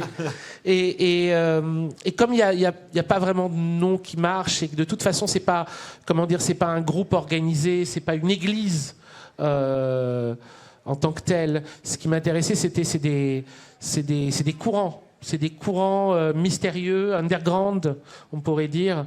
Il y avait ce mot qui revenaient dans les textes retrouvés à Nag Hammadi. C'est les textes qui sont attribués donc à des dits gnostiques, qui ont été retrouvés à Nag Hammadi en 1945, là, dans le désert égyptien. On a retrouvé une bibliothèque entière. Et dans plusieurs de ces textes, Jésus les appelle Abba Zileus Genea, donc la génération sans roi. Vous qui êtes la génération sans roi, vous qui êtes les sans rois. Et ça me parlait beaucoup parce que ça voulait dire qu'il y avait une vision de la divinité qui était non seigneuriale. C'est ça qui m'intéressait. C'est-à-dire ne pas penser la divinité de façon, comme un patron, quoi. Penser Dieu comme un espèce de chef qui dit oui chef, bien chef, pardon chef. Et qui si juge. vous m'autorisez, qui juge, mais qui autorise aussi. Parce que quand les chrétiens après se retrouvent à aller faire des croisades, quoi, des guerres saintes, là tout est permis, comme ceux qu'ils ont appelés les cathares. Alors là, ils peuvent y aller, ils peuvent violer, tuer des vieillards, des enfants, etc. Donc le boss, il a dit c'est OK. Donc c'est un rapport très bizarre à la divinité, qui te punit, qui te culpabilise, mais qui dans certains cas peut t'autoriser le pire, tant qu'il est fait, dans l'intérêt du pouvoir. En fait, est-ce qu'on peut penser la spiritualité sans le pouvoir? C'est pas simple. Mais c'est celle-là qui m'intéresse. À un moment, même, tu dis, est-ce que ça serait pas humain au final que ça ait été dévoyé? Oui. Puisque tu prends un exemple, tu dis par exemple Marx, Bah oui. qui avait écrit des choses pour libérer l'espèce humaine, la rendre plus égalitaire, mettre fin à la lutte des classes. Et Je sens que vous allez être anti-Union soviétique d'un coup là. Je le vois venir. Non mais moi je suis tellement pas calé que je vous laisserai parler. C'est toi qui allais Mais là-dessus. non, je le cite. J'ai pas le droit de le citer.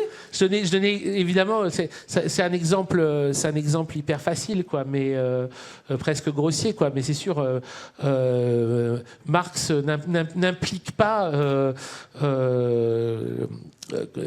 stalinisme. Et on peut voir, on peut dire Nietzsche et les nazis, quoi. Alors.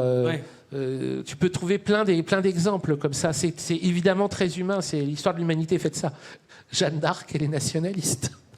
Ouais. C'est vrai. Nous, on l'appelle Jean d'Arc ici. Oui, mais je comprends, oui. Il y a une théorie sur Jean d'Arc.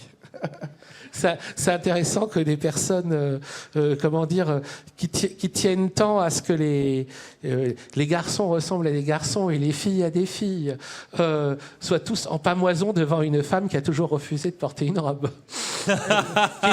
Qui est quasiment morte pour ça. Je trouve ça intéressant. C'est vrai.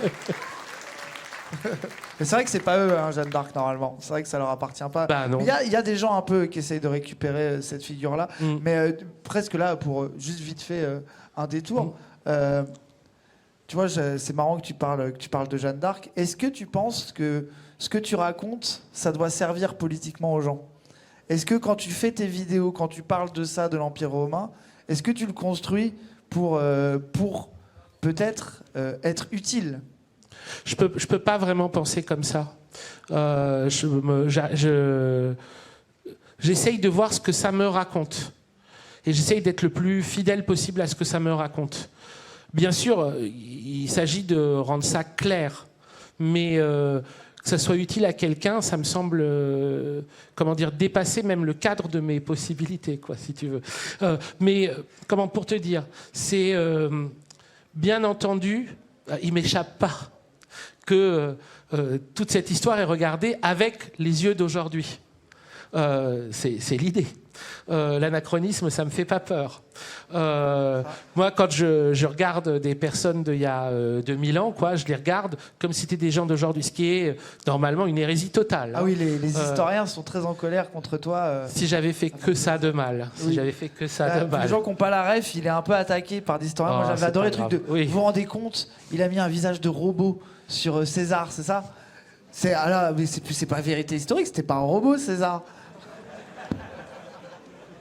Ce que je trouve fascinant, qu'il y ait eu une réflexion sur ça de... j'ai remarqué que ce n'était pas un robot. Donc on en est là, quoi. Mais en vrai, moi, j'en suis pas si sûr. Ah mais non! Mais regardez, voilà! Non mais tu cherches aussi. C'est pas possible. Si un jour, on peut retourner dans le temps et qu'on envoie un robot dans le passé. Ah d'accord, ah ouais. Ah d'accord, ok.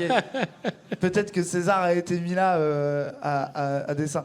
Non mais Non, après mais, c'est... voilà, non mais je peux pas ça me fait rire, mais je peux pas m'en empêcher. Mais je tends le bâton pour me faire battre. Oui, c'est ça. Mais bien sûr, mais enfin comment dire, c'est un exercice. C'est pas des cours d'histoire, quoi. Je suis pas historien, c'est pas des cours d'histoire, c'est même pas de la vulga historique. C'est un point de vue. C'est un point de vue subjectif sur une histoire que, partiellement, je m'y intéresse depuis 20 ans et partiellement, je découvre complètement. Pour remplir les trous, quoi, pour créer la narration. Parce que j'ai envie de faire une narration qui fonctionne comme une alternative à un roman national, quoi. C'est ça qui m'intéresse. Alors, un drôle de roman national qui passe par, évidemment, Marie-Madeleine, les gnostiques, les cathares, les poètes, tout ce que tu veux. Mais qui essaye de repenser toute cette histoire avec un autre prisme. Alors, évidemment, il y a une dimension politique, mais comment dire, naturellement, quoi. C'est-à-dire que c'est parce que je suis un enfant de mon époque, que je vis dans mon époque. Donc j'ai le regard politique de quelqu'un de mon époque. Je ne vais pas faire semblant. C'est là aussi parce que, disons que je comprends les colères des historiens, je m'autorise des libertés que dans leur cadre, ils s'interdisent tout le temps.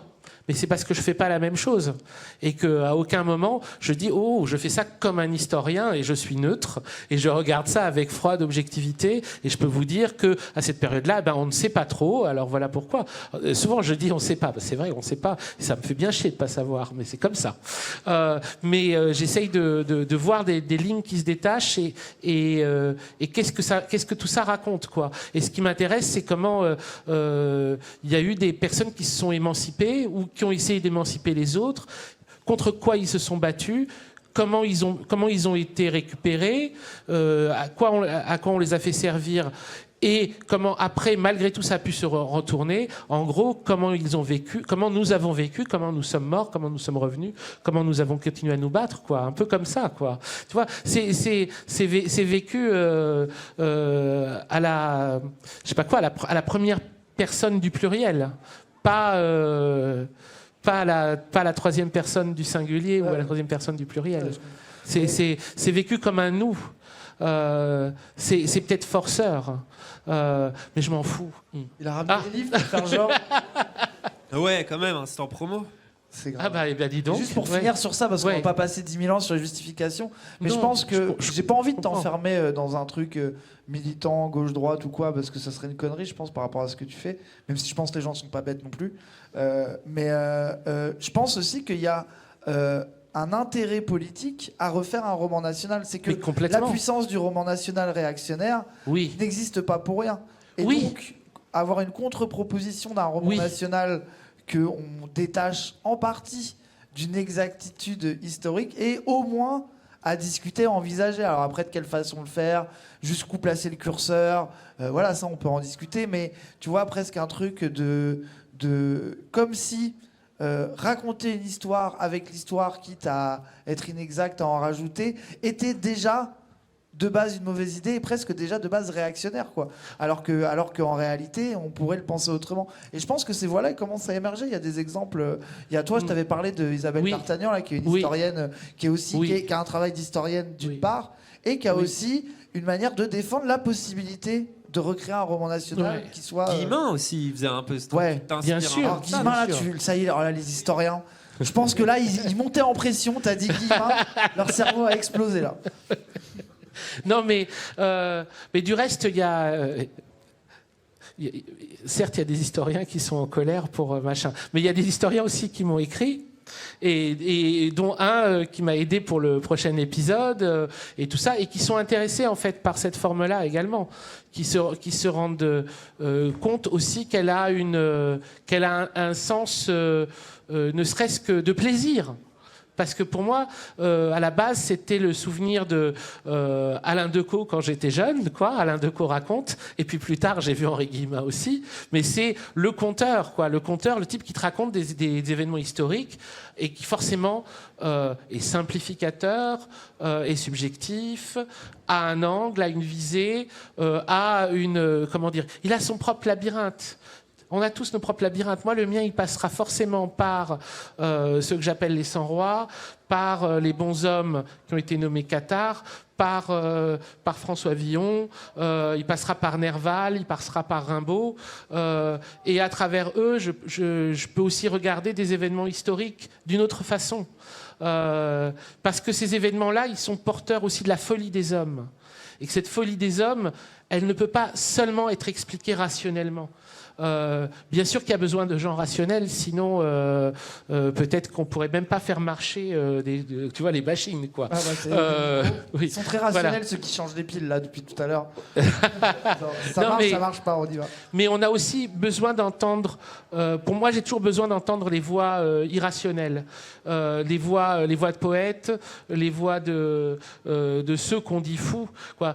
Ça m'avait passionné de lire, par exemple, les mémoires du président Schreiber, les mémoires d'un névropathe. Le président Schreiber, c'était un président de cour d'assises à Dresde qui avait été mis en asile parce qu'il s'était réveillé un matin et en fait, il avait l'impression de se transformer en femme. C'est une histoire bouleversante. C'est déjà arrivé à des gens ici, ça ? Ça s'appelle la dysphorie de genre. Mais oui, mais c'est passionnant. Et c'était un président de cour d'assises, et un président de cour d'assises incroyablement doué. Et en fait, il a réussi à sortir d'un asile qui était un mouroir, qui était un endroit épouvantable, vraiment un des pires de son époque, en écrivant ses mémoires, en expliquant en fait que ce que eux appellent délire, lui il l'appelle réforme religieuse, que c'est des idées religieuses qui lui sont propres. Ce qu'il explique, dans mon système, il y a 2 dieux qui sont dans des difficultés de communication, Hormuzd et Ahriman, etc. Il explique tout ça, il expliquait ça comme il était un très bon juriste. Il disait, vous pouvez tout à fait le considérer comme une forme de croyance. Et il a réussi à sortir. C'est extraordinaire comme histoire. C'est une histoire assez passionnante, plein de niveaux. Hein. Mais en général, comment dire, ça m'intéresse toujours, quoi, quand on parle de personnes qui sont à ce moment-là, en fait, en contact, en communication avec une autre vision. Souvent, elle a une... comment dire, elle t'apporte un autre éclairage. Ils peuvent avoir un rapport plus rapide avec des choses que tu mettrais très longtemps à comprendre et à voir. Après, il n'empêche que la question de la souffrance. Mais en fait, je dirais même qu'on devrait même évaluer... Une société peut s'évaluer à la façon dont elle traite ces personnes-là. Hein. C'est aussi... on pourrait dire que c'est une question vraiment politique. On juge un arbre à ses fruits. Exactement. On juge un arbre à ses fruits. C'est une citation de Jésus, il la cite partout. Oui. En fait, tu entremêles les différents domaines, quoi. Tu prends pas genre juste que l'histoire. Tu es en mode, je vais prendre des faits historiques, mais aussi de la poésie, du mysticisme, de la folie. En fait, j'ai l'impression que tu ne méprises rien, que tu essayes de tout mélanger. Et c'est pas la sensation que tu as, c'est comment ? C'est des choses qui se retrouvent à un moment en contact. Des fois, c'est difficile d'expliquer comment les associations se font. Oui. Non, mais bien sûr, il y a aussi un côté, c'est comme des petites lumières qui apparaissent et qui relient les trucs. Hein. Mais on peut dire ça d'une façon métaphorique. Hein. C'est pas littéral. En arborescence, tu es un HPI. Non, mais c'est intéressant. Quand tu commences à moi, c'est ce que j'aime faire. Hein. Travailler sur un sujet et voir comment se créer des connexions. Comment se créer des connexions. Et souvent, c'est intuitif au départ. Et ensuite, il va falloir les rationaliser. Le travail va être de rationaliser des connexions qui sont d'abord purement intuitives, où je me dis, ça, c'est relié à ça. Ça et ça va ensemble. Et en effet, il n'y a pas à avoir de séparation entre, mais ça, c'est du domaine de la haute culture, ça, c'est du domaine, je sais pas, de la pop, ça, c'est un fait divers, ça, c'est vraiment de l'histoire. Ça, typiquement, on pourrait dire, il y a une séparation de type, est-ce que ça appartient aux faits divers ou est-ce que ça appartient à la grande histoire ? Il y a des trucs dont on dit qu'ils sont des faits divers, mais qui en fait sont des catalyseurs tels de l'esprit d'une époque qu'ils peuvent aussi servir à éclairer quelque chose. Après, il peut y avoir une récupération politique de ces faits divers qui est tout à fait dégueulasse. Il peut y avoir n'importe, mais je ne juge pas a priori de l'importance de quelque chose. Parfois, c'est un court échange entre deux personnes à un moment au milieu d'une vie qui détermine tout le reste de leur vie. C'est la même chose pour moi, c'est la même chose que dans une vie. Dans une vie, des rencontres que tu fais, tu parles deux phrases avec quelqu'un, ça aura changé tout le reste. Tu vois, j'ai rencontré Raz comme ça. Exactement, voilà. Oui, Ça se joue sur deux phrases. C'est vrai. Et Une phrase. Il m'a dit, toi, tu sais bader. Voilà, on est devenus amis. Toujours la souffrance. Ça va mieux maintenant. Non, mais c'est sur des choses comme ça. Et tu peux dire pourquoi ce ne serait pas légitime de travailler de la même façon. C'est-à-dire d'accorder la même importance à un détail, un micro-détail quelque part, qui à un moment te semble être extrêmement éclairant, ou en tout cas représenter un angle mort de l'ensemble, quoi. Tu dis, là, il se passe quelque chose, là, je sais pas, là, il y a du trouble, là, il y a... ça me raconte quelque chose, je vais aller l'écouter. Donc, on va dire que c'est comme ça que j'aime travailler. Là, tu as parlé d'intuition, mais j'ai l'impression que dans tout ton vocabulaire, c'est souvent lié à l'esprit, à la psychologie, du domaine de l'intellectuel. Mais est-ce que tu peux ressentir que cette intuition, elle viendrait du corps ? Oui, bien sûr. Tu as un rapport comme ça aussi de, je sais pas, les tripes, les émotions, parce que dans ton livre très personnel, là je ne vais pas, parce que dites-vous que c'est pas la chose la plus honteuse que j'ai racontée sur le japonais, et je dirais pas le reste, vous irez lire le livre qui est très bien, mais tu parles beaucoup de ton corps, de tes angoisses, bien sûr, de tes crises parfois d'angoisse, d'anxiété, et comment ces moments-là que tu vis toujours de manière très difficiles au départ, mais qui après t'apprennent des tas de choses et sont souvent fécondes au final. On travaille avec ça. On travaille.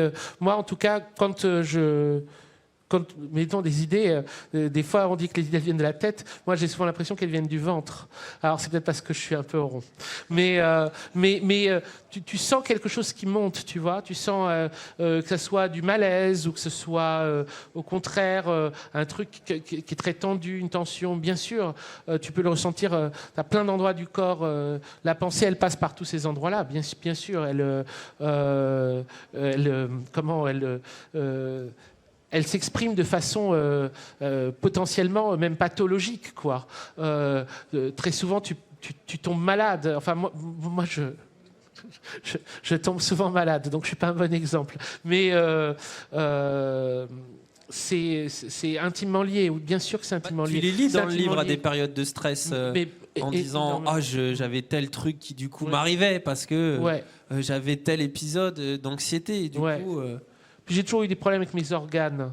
Le foie qui fonctionne pas, l'intestin, le machin, etc. Et qui commence à vraiment faire des problèmes, quoi, à travailler tout seul. Qui se reconnaît là dans le rapport anxieux aux choses? Ah, il y en a quelques-uns. Bon, alors tant mieux. Est-ce que tu aurais des conseils? C'est la pire chose. Ça y est. Qu'est-ce qu'on fait de son angoisse? On en fait des livres? Moi, c'est ce que j'ai fait. C'est pas forcément à recommander, hein. Il a pris la petite voix. Je suis pas sûr que ça marche si bien que ça. Voilà. Non, c'est sûr. Mais comment ça peut.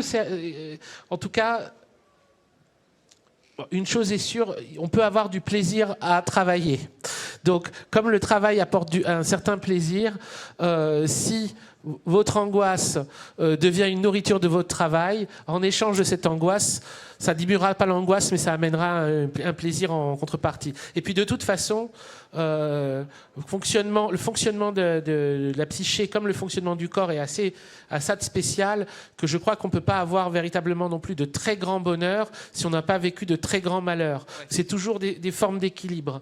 C'est-à-dire que si on est ceux qui sont tout le temps contents, en fait, comme ils n'ont pas d'écart, de différentiel, ce qu'ils éprouvent est moins fort. Après, on peut aussi chercher à éprouver les choses le moins fort possible. Ça, c'est la sagesse, quoi, qui essaye de diminuer les écarts. Voilà, ou la drogue, oui, mais qui fait qu'on cherche à diminuer les écarts parce que, on va dire, un très grand écart de bonheur va t'amener ensuite un très grand écart de malheur, quoi. Si tu montes, tu redescends d'autant plus, C'est etc. la drogue aussi, tiens. Et c'est la drogue aussi. Ça marche pour Et les deux. comme Voilà. quand on est riche et que du coup l'argent presque ça nous embête, on se dit oh là là, alors que celui qui a pas d'argent quand il en a un peu, tout de suite c'est un bonheur, tu vois, c'est quelque chose. En fait, surtout, je dirais, je serais pas capable de juger parce que je suis pas à leur place, quoi. Mais je pense que passer un certain seuil de richesse, ça rend fou. Ça rend vraiment fou. Qu'est-ce qui rend pas fou pour toi? En fait, Rien. je veux dire, On a tous fou d'une façon ou d'une autre. Voilà, j'ai Mais- l'impression que tout rend fou. Hein, Mais il y a on va dire que après on peut choisir ses folies. Ah, voilà. Il y a des folies qui sont quand même plus ou moins sympathiques pour soi-même ou pour les autres, ou nourrissantes artistiquement pour soi-même ou pour les autres. Et c'est ce que tu dis à la fin du livre, mais c'est d'ailleurs même un propos peut-être qui peut paraître dur, où tu dis que en fait on a, pour que ces états-là de bonheur arrivent, il faut nécessairement passer par des périodes d'intense souffrance. Alors j'ai l'impression que tu parles aussi de toi. Maintenant, tu es un peu plus âgé. Déjà, dans ce livre, tu dis que tu as changé par rapport à ta jeunesse. Ouais. Est-ce qu'aujourd'hui, tu t'approches plus d'une forme de joie? Est-ce que tu as cette impression-là? Ce serait bien. Ou c'est toujours... Mais,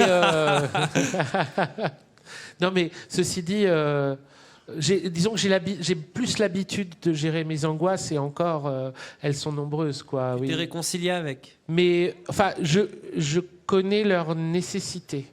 Après, tout dépend de ce qu'on entend par souffrance. Il y a les souffrances qui deviennent de l'extérieur, qui sont injustes, qui sont gratuites, évidemment. Il ne s'agit pas non plus d'en faire la promotion, quoi.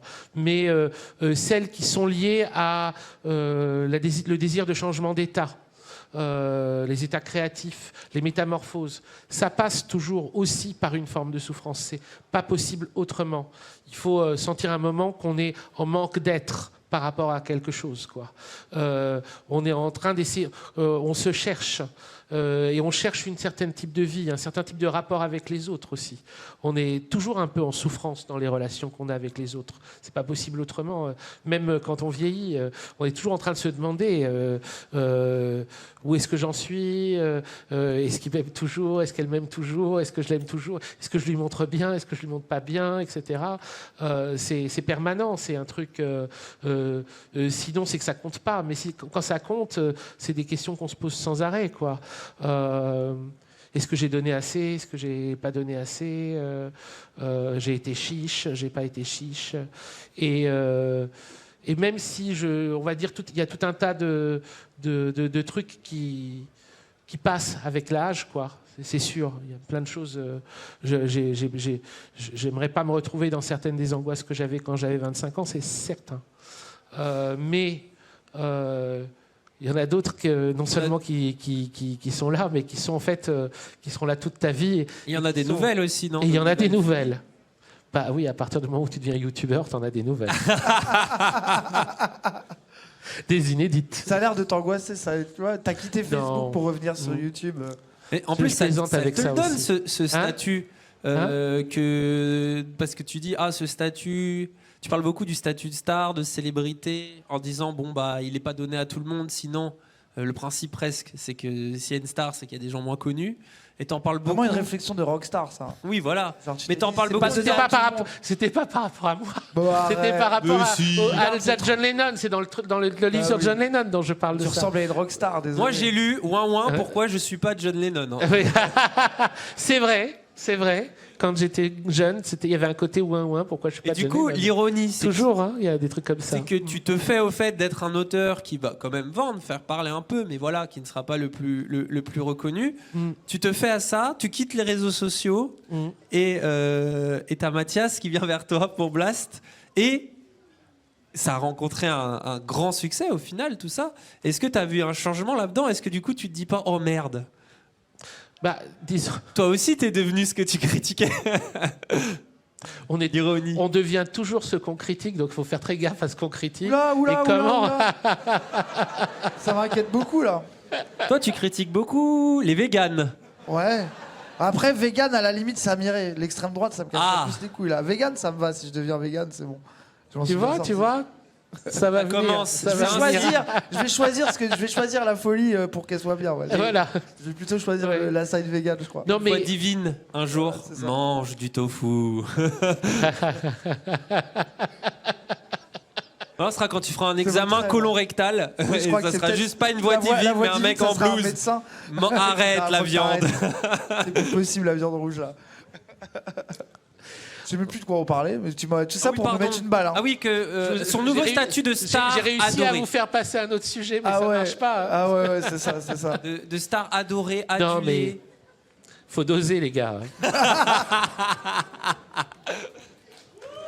Ça y est, on peut plus le mettre mal à l'aise.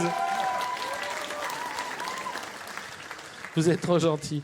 Non, mais j'aime bien utiliser le vocabulaire de la génération suivante.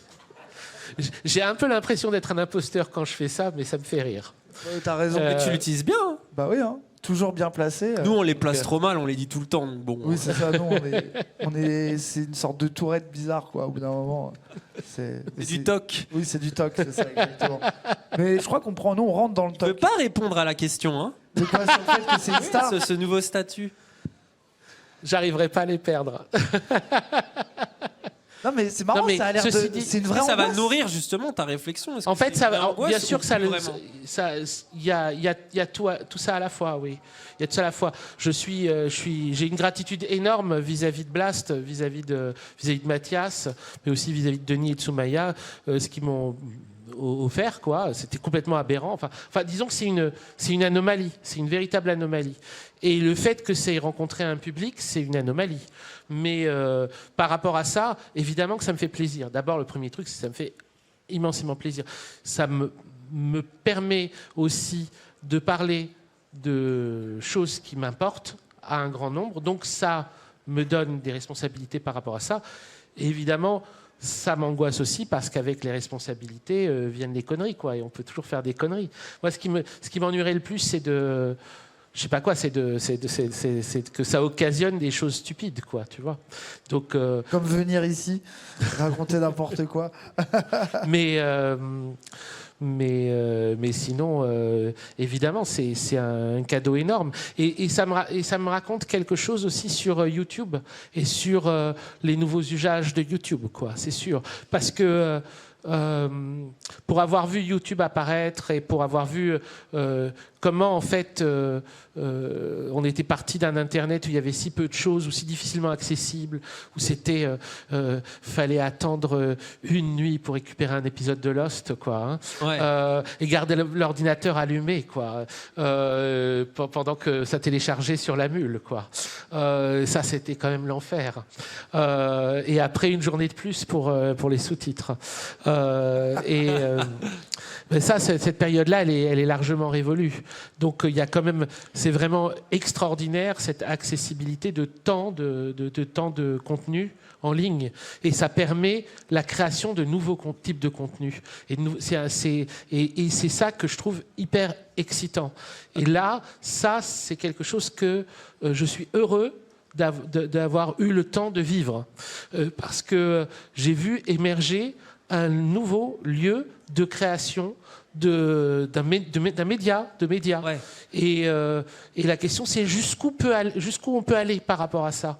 Et voir ces formats très longs apparaître, ces formats... moi, je suis pas du tout habité à Twitch. Hein, moi, je suis encore sur la vieille machine, quoi, sur YouTube. Mais j'ai vu ce que ça donnait. Donc, des formats quand même de paroles de plusieurs heures, mais même sur YouTube, des vidéos qui peuvent aller jusqu'à dépasser 1 heure, voire peut-être aller encore plus loin, 2 heures, 3 heures, 4 heures, etc.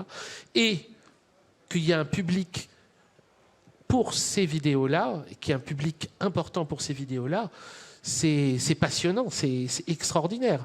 Ça dit quelque chose de lieux où peuvent apparaître peut-être des choses totalement inédites.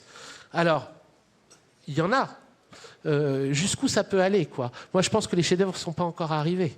Je pense que dans plein de domaines artistiques, on peut dire ça, mais malheureusement, on peut dire bon, la concurrence est rude, quoi. En poésie, la concurrence est rude. Même en cinéma, la concurrence est rude. Sur Twitch, on la baise. Pardon.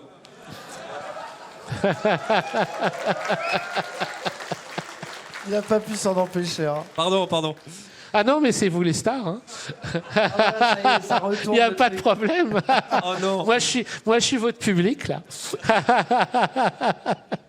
Le meilleur public. Bah, et justement, c'est ce que tu dis dans Infernet, c'est que peut-être que la solution aux réseaux sociaux et à tout ce que justement des Mark Zuckerberg, cette vision voilà un peu bizarre, voyeuriste et tout, la solution à ça, tu parles de la création de nouveaux médias. Oui. C'est ton hypothèse et de possibilités comme Blast par exemple, tu vois. Blast me l'a offert.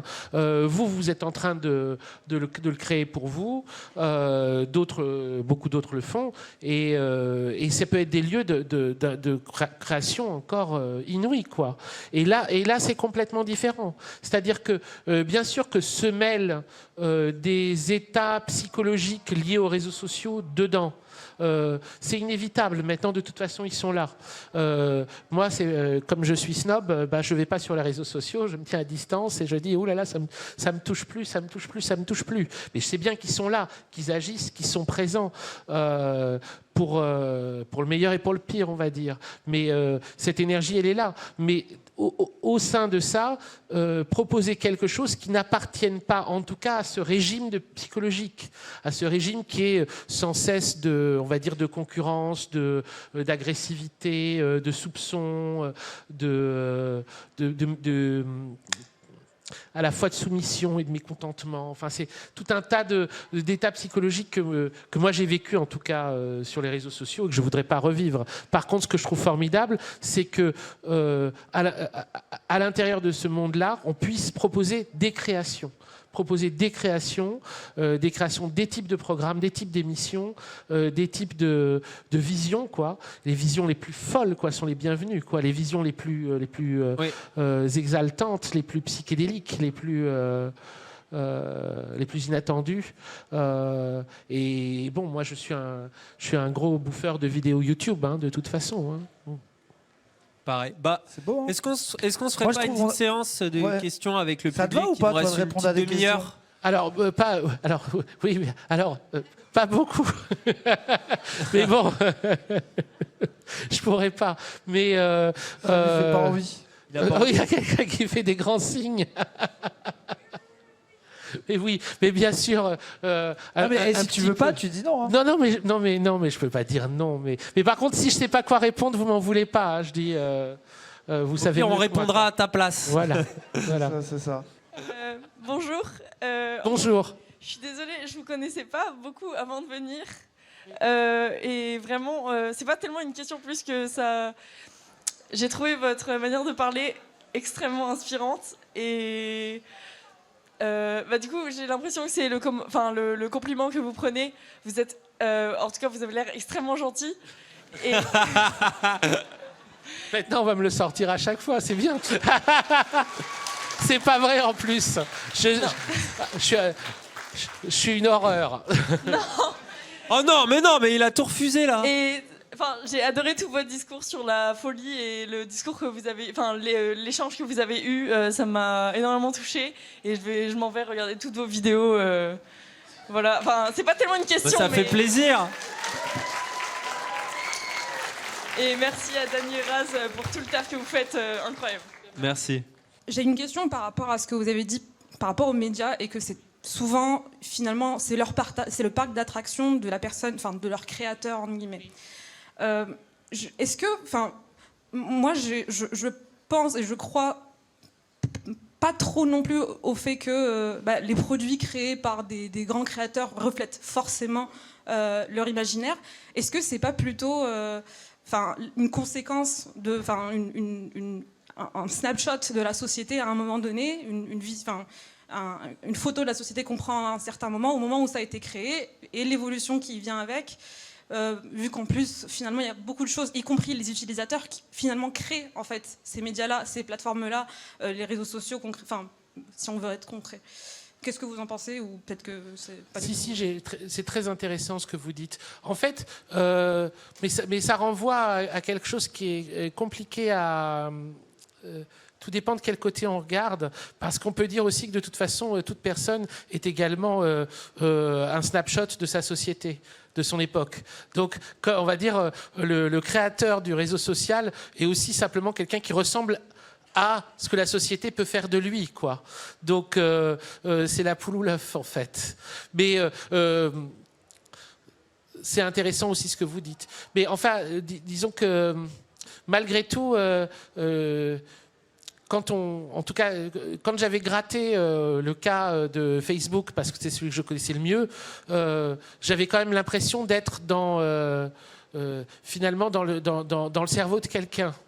La question simple, ce serait quoi votre réseau social, enfin votre média?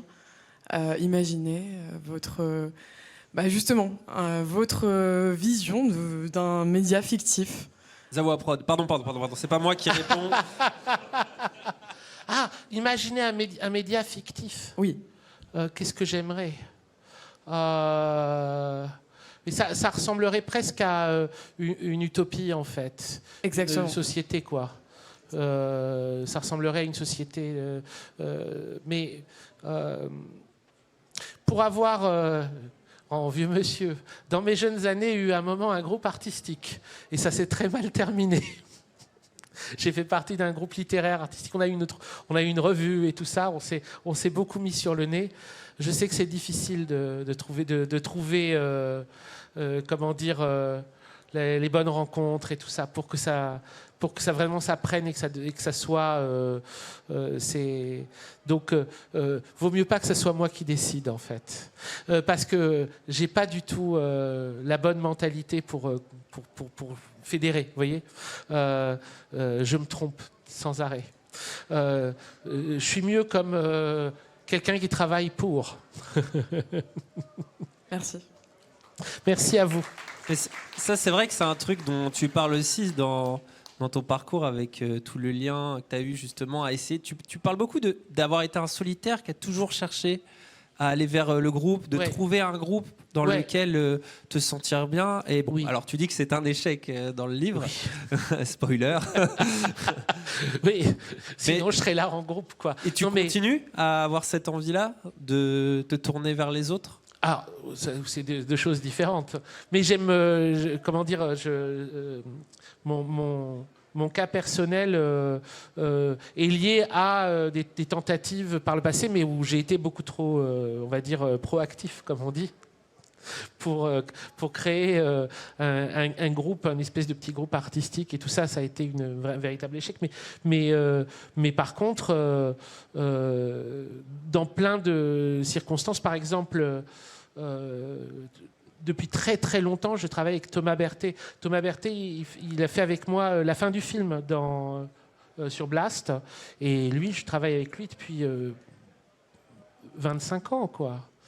On fait des films ensemble depuis 25 ans. Il y a pas mal de gens avec qui je suis non seulement ami, mais aussi avec qui je travaille depuis très longtemps. À Blast pour Infernet et pour l'Empire, avec Mathias et avec Aimeyes, jusqu'à présent ça s'est toujours passé de façon formidable, et avec Baptiste qui fait la musique, qui fait les magnifiques musiques, et dans plein d'autres cadres, quoi. Dans plein d'autres cadres, travailler en collaboration. Très souvent je fais des choses avec un cinéaste qui s'appelle Bertrand Mandico. On a fait récemment un livre ensemble, qui est 2 livres l'un avec l'autre. Donc je serais plutôt sur des collabs aujourd'hui. Ouais. Et l'amitié, c'est la valeur que tu mets le plus en avant aussi, justement. Pour moi, c'est tu dis que c'est la seule chose dont on peut abuser et qu'il faudra toujours, enfin, qu'on peut chercher en permanence, quoi. Ah oui. Ça c'est mon sentiment. C'est ce que n'a pas le chat. Mais vous allez en trouver ce soir. Merci. Tout à l'heure, vous avez évoqué la notion de chef-d'œuvre, que peut-être en fait dans ce chaos, cette souffrance qui sort d'Internet, des réseaux sociaux, on était dans l'attente de découvrir des chefs-d'œuvre qui peut-être nous sauveraient un petit peu de tout. Enfin, j'extrapole, mais qu'on était dans l'attente de ces chefs-d'œuvre. Et moi, j'ai l'intuition que ces chefs-d'œuvre, ils existent déjà peut-être, et peut-être qu'ils sont là, qu'on les connaît pas. peut-être qu'il y a 0 vue, qu'il n'y a rien. Et je trouve qu'il y a une idée assez belle, une mélancolie dans cette idée-là, qu'il y ait des choses qui seront peut-être jamais découvertes et qui sont pourtant là. Ah, mais je suis tout à fait d'accord avec vous, parce que de toute façon, vu on va dire le statut des œuvres les plus intéressantes des siècles passés, on ne cesse de les redécouvrir, on ne cesse de les découvrir même. Il y a une poétesse incroyable des années 50, Colette Thomas, mais qui était connue que comme l'interprète d'Antonin Artaud. Elle avait écrit un livre qui avait été publié, Le Testament de la fille morte. Il y a quelques années, les éditeurs qui ont réédité ce livre et qui ont découvert les autres textes qu'elle avait écrits ensuite. Mais ça, c'est une histoire parmi des milliers d'autres, quoi. Des artistes du passé qui attendent encore d'être reconnus et qui le seront. Parce que c'est hyper, comment dire, bien malin qui saurait dire toutes les fluctuations qu'il va y avoir. Chaque époque reconnaît dans le passé ce qu'elle peut aimer. Et ça, c'est une des trucs les plus beaux. Mais par contre, malheureusement, souvent, elle ne les reconnaît pas de leur vivant. Parce que justement, ce qu'ils ont à apporter est tellement singulier, tellement spécifique, souvent tellement plein d'un esprit visionnaire, donc sentant dans son époque tout ce qui dépasse son époque ou tout ce qui est à la marge du futur, que c'est ensuite qu'on s'en rend compte. L'idée de ces chefs-d'œuvre qui sont déjà sur YouTube et qui ont 0 vue, moi je la trouve, oui, en effet mélancolique et magnifique et tout à fait plausible. Et il y a ça aussi avec les poètes. Bien sûr. Qui n'ont jamais été édités ou oubliés, brûlés. Oui. Même ceux est-ce que les plus grands poètes ne sont pas ceux qui n'écrivent pas, qui n'ont même pas, qui se disent que ça ne sert à rien? Tu vois, les plus grands sages, est-ce que c'est pas ceux qui se taisent?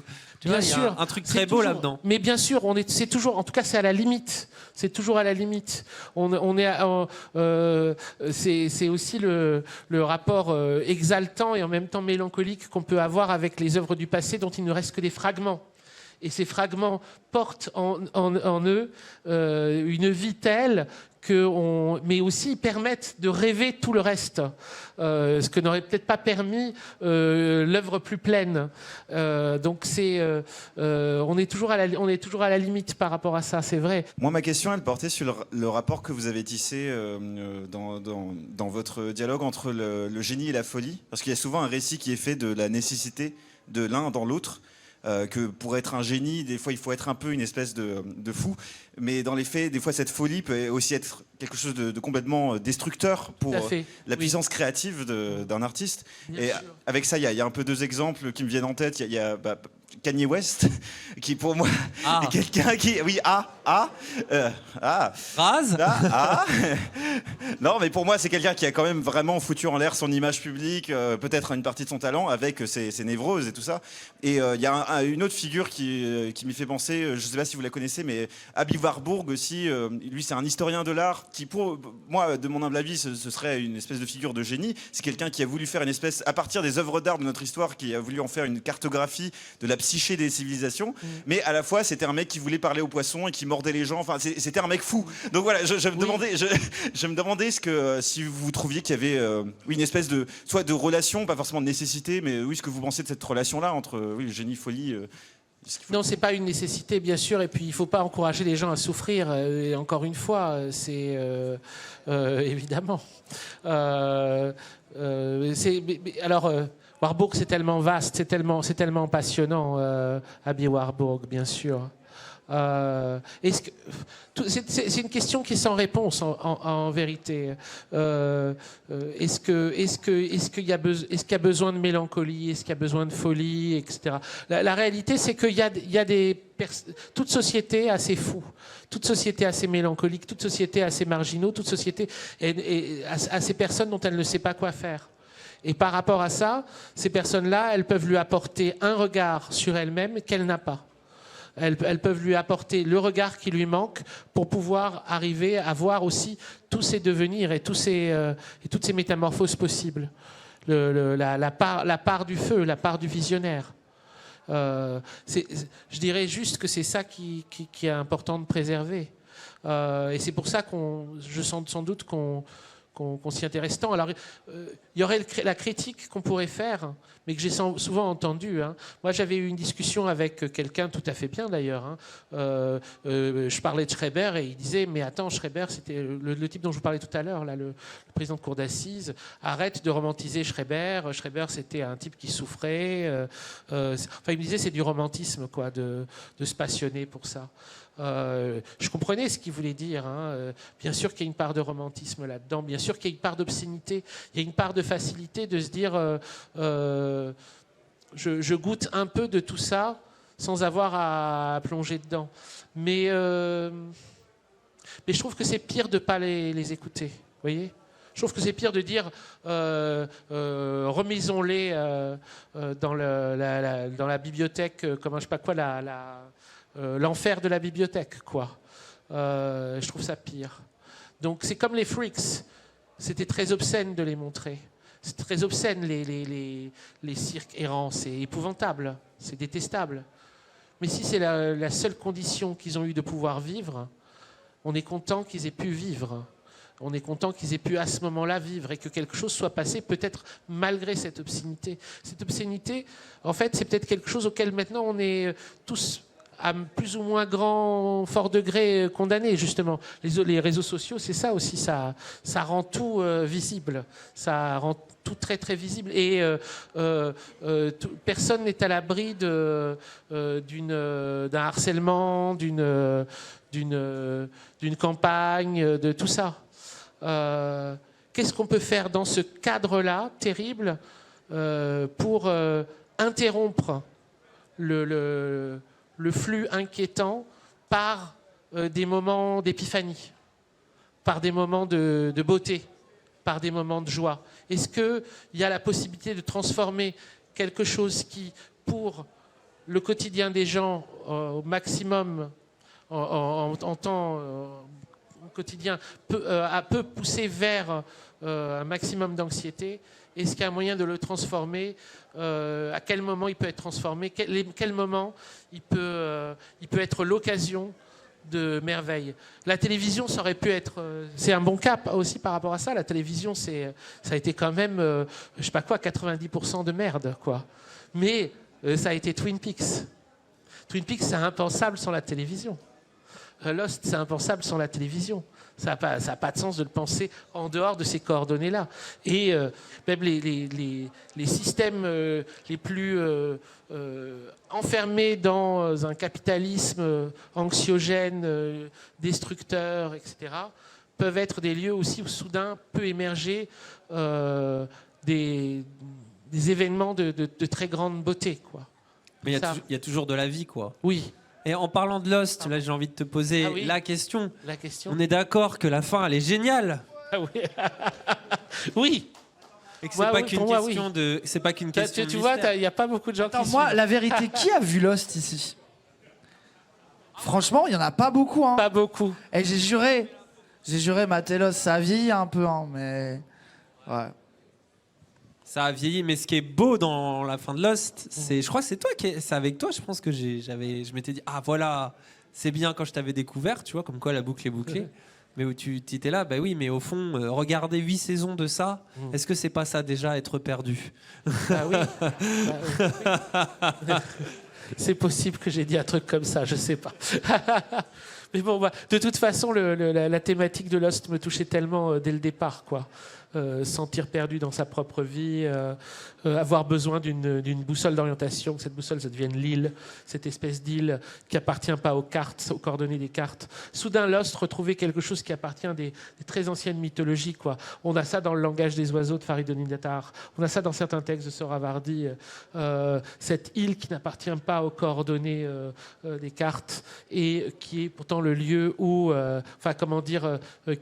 est préservé le trésor de l'existence humaine. En fait, il y a tout dans cette série pour toi, la mystique, le côté perdu, et même, au final, il y avait ce truc de début d'Internet, puisque c'était... Tout le monde était connecté. Tu parlais tout à l'heure de télécharger les épisodes, d'attendre les sous-titres, ce que les plus vieux ici ont connu, mais aussi... Ah, mais même moi, j'ai connu ça, donc faut pas être si vieux, en vrai. Mais même le côté... les théories. Oui. Parce que je pense, et c'est peut-être pour ça que la fin a déçu plein de gens, c'est Oui. qu'à force de faire des Oui. théories sur des théories et de lire des forums et des forums, Oui. c'est Et ça, c'est la forme tellement Ouais. passionnante qu'avaient les séries télévisées, mais qui est plus difficile à trouver dans le binge, qui est qu'entre chaque épisode, on spéculait. Et le fait de spéculer entre chaque épisode faisait que, en même temps, on pouvait être surpris et en même temps aussi, on pouvait être déçu, puisque au bout d'un moment, on devenait soi-même une espèce de writer's room, quoi. On était là avec ça pourrait aller là, ça pourrait aller là, ça pourrait aller là. Et ça faisait partie des choses les plus Ça belles, existe quoi. toujours. dans, Moi, je spécule à quel point le prochain chapitre de One Piece sera éclaté. Et à chaque fois, les fans de One Piece, c'est pour vous, ça. Ah, j'ai pas pu m'en empêcher, je suis désolé. Il y en a, ils ont trop le seum. Bon, juste avant ma Bonjour. question, je tiens à répéter, vous êtes gentil et c'est super cool. Non, je suis pas gentil, arrêtez. Non, mais Faut attends, t'as arrêter dit que avec celui-là, ça. tu l'as accepté. Ah non. Quand même, Oui, hein. mais Pour être venu ici en tant que second choix, premier second choix, c'est quand même gentil. Et ouais. Mais plus sérieusement, ma question. je la fais ma blague ou pas? Il fallait bien qu'il remplace un escroc par un autre. Celle-là, vous la gardez pas au montage. Celle-là, vous la gardez pas au montage. vous la gardez au montage. Non mais en plus, c'est le premier truc qu'il m'a dit au téléphone quand je l'appelle et je lui dis bon, on n'a plus Oussama. Et il m'a dit ah, vous allez remplacer un escroc par un autre. Ouais, du coup, ma question, c'est en fait, c'est en rapport avec votre anecdote pour quand vous étiez au Japon, entouré par une langue qui vous était inconnue et à être un peu seul dans votre tête, à parler juste français, enfin, être entouré d'une langue inconnue. Et ça vous avait fait vriller, etc. Vous avez vu des petites lumières, tout ça. Oui. Est-ce que ça vous est déjà arrivé de ressentir ça ou est-ce que vous connaissez des histoires de personnes à qui ça est arrivé dans un environnement où ils avaient une langue plus familière avec Oui. eux ou bien un français, par exemple, leur langue maternelle, quoi. Bien sûr, oui. Oui, bien sûr. Bien sûr. Et ça m'est aussi arrivé du reste de... c'est pas la seule occurrence. Oui. Après, ouais, qu'est-ce que... c'est un vaste sujet. Je sais pas quoi vous répondre. Il veut pas par y rapport aller, à il veut ça. pas y aller. T'auras essayé. Non, mais... Une autre histoire de folie, tu voulais un autre meurtre possible de Pacom, tu ne l'auras pas. Non, mais je peux vous raconter, on va dire, la plus heureuse des moments où j'ai failli vriller, mais j'étais déjà beaucoup plus âgé. En fait, j'ai eu une... C'était un été, je suis souvent l'été à Paris, et c'était un été à Paris où j'ai jamais compris vraiment pourquoi ça s'est passé comme ça, mais j'ai souvent des réactions bizarres physiques. Mon ventre a gonflé, il est devenu très très dur. Et j'ai appelé... La muscu. Non, pas vraiment. Et je pouvais plus bouger. Et hyper inquiet, j'ai appelé SOS médecin. Le type qui est arrivé, il comprenait absolument pas ce que j'avais. Et il s'est mis dans un coin, il a commencé à passer des coups de fil. Je lui dis, qu'est-ce que j'ai? Il a fait, je ne sais pas, justement. Et en fait, il m'a envoyé à l'hôpital, là, aux urgences. Et en fait, c'était en été, il n'y avait pas beaucoup de monde. Et je me suis retrouvé aux urgences, dans des urgences très, très calmes. Et j'avais un voisin de chambre qui avait une manière très bizarre de parler, c'était incroyable. Je pense qu'il y avait quelque chose qui avait bloqué dans sa vie. C'est-à-dire qu'il me racontait tout le temps un souvenir, et en fait, il était bloqué dans un détail du souvenir, il n'arrivait pas à avancer. Et il commençait à raconter son souvenir. Il disait, c'est comme quand j'avais 20 ans, j'avais commencé ça, etc. Et puis là, il y a eu... Et justement, il parlait un détail vraiment... Alors, c'est pas un déon lumineux, quoi, mais c'était un détail de porte, ou vraiment un détail. Et il disait, ah, j'y arrive plus. Et il s'arrêtait. Et les gens venaient pas nous voir, etc. On était là, moi j'avais mon ventre bloqué là, et lui qui me racontait ça. Et au bout d'un moment, j'étais sûr que j'avais été interné. Et et je crois que c'est pas le cas, hein. Mais vraiment, je me suis dit, ok, en fait, j'ai été interné. Voilà. Bon. Bonjour. Allez, une Bonsoir. dernière. Allô. Bonsoir. Où ça? On va pas, ouais. C'est moi. Bonsoir. Pacôme, est-ce que le fascisme, c'est une folie? Oh. Je vois pas la personne qui m'a posé la question. Bah, Bonsoir. Oui, il y a de la folie, mais c'est de la folie. Il n'y a pas que de la folie, quoi. La folie, c'est un terme tellement vaste, tellement général, et c'est dur de parler d'un sujet comme ça après qu'on est. Enfin bon, mais quoi, c'est normal. Il faut aussi en parler, bien sûr, parce qu'en fait, le truc, c'est que quels affects on met, quoi. Quels affects et bien sûr, c'est des affects qui sont délirants. Évidemment que c'est des affects qui sont délirants. Évidemment qu'il y a quelque chose de délirant. Mais il y a une dimension tellement, après, organisée, politiquement organisée, qui fait que ça peut pas, on ne peut pas réduire ça à un coup de folie ou à une folie collective. C'est beaucoup plus inquiétant, en fait. C'est beaucoup, beaucoup plus inquiétant. Et c'est aussi beaucoup plus... malheureusement, peut-être rationalisable, parce que ce sont beaucoup d'actions rationnelles, malgré tout, sur un fond qui est joué sur des affects délirants. C'est des affects délirants qui sont à ce moment-là pris dans une machine qui, elle, est très rationnelle. Très rationnelle. Donc... oui, il y a de la folie, parce qu'il y a de la folie partout, en fait. Parce qu'il y a du délire partout, parce qu'il y a du désir partout, parce qu'il y a du manque partout, parce qu'il y a de l'inquiétude partout, parce qu'il y a de l'humain partout. Parce qu'il y a de l'humain, même dans le pire, il y a de l'humain. Donc comme il y a du pire, il y a de l'humain. Il y a de l'humain et on peut aussi l'analyser à travers ce prisme-là. Mais c'est sans doute le prisme le moins utile, si on veut l'éviter, je dirais. Parce qu'il faut le prendre en compte, évidemment, absolument. Mais il y a plein d'éléments rationnels qui nous permettent de l'approcher aussi. Hélas. C'était une belle conclusion, hein. Allez. Bon, je vous remercie. Je vous remercie.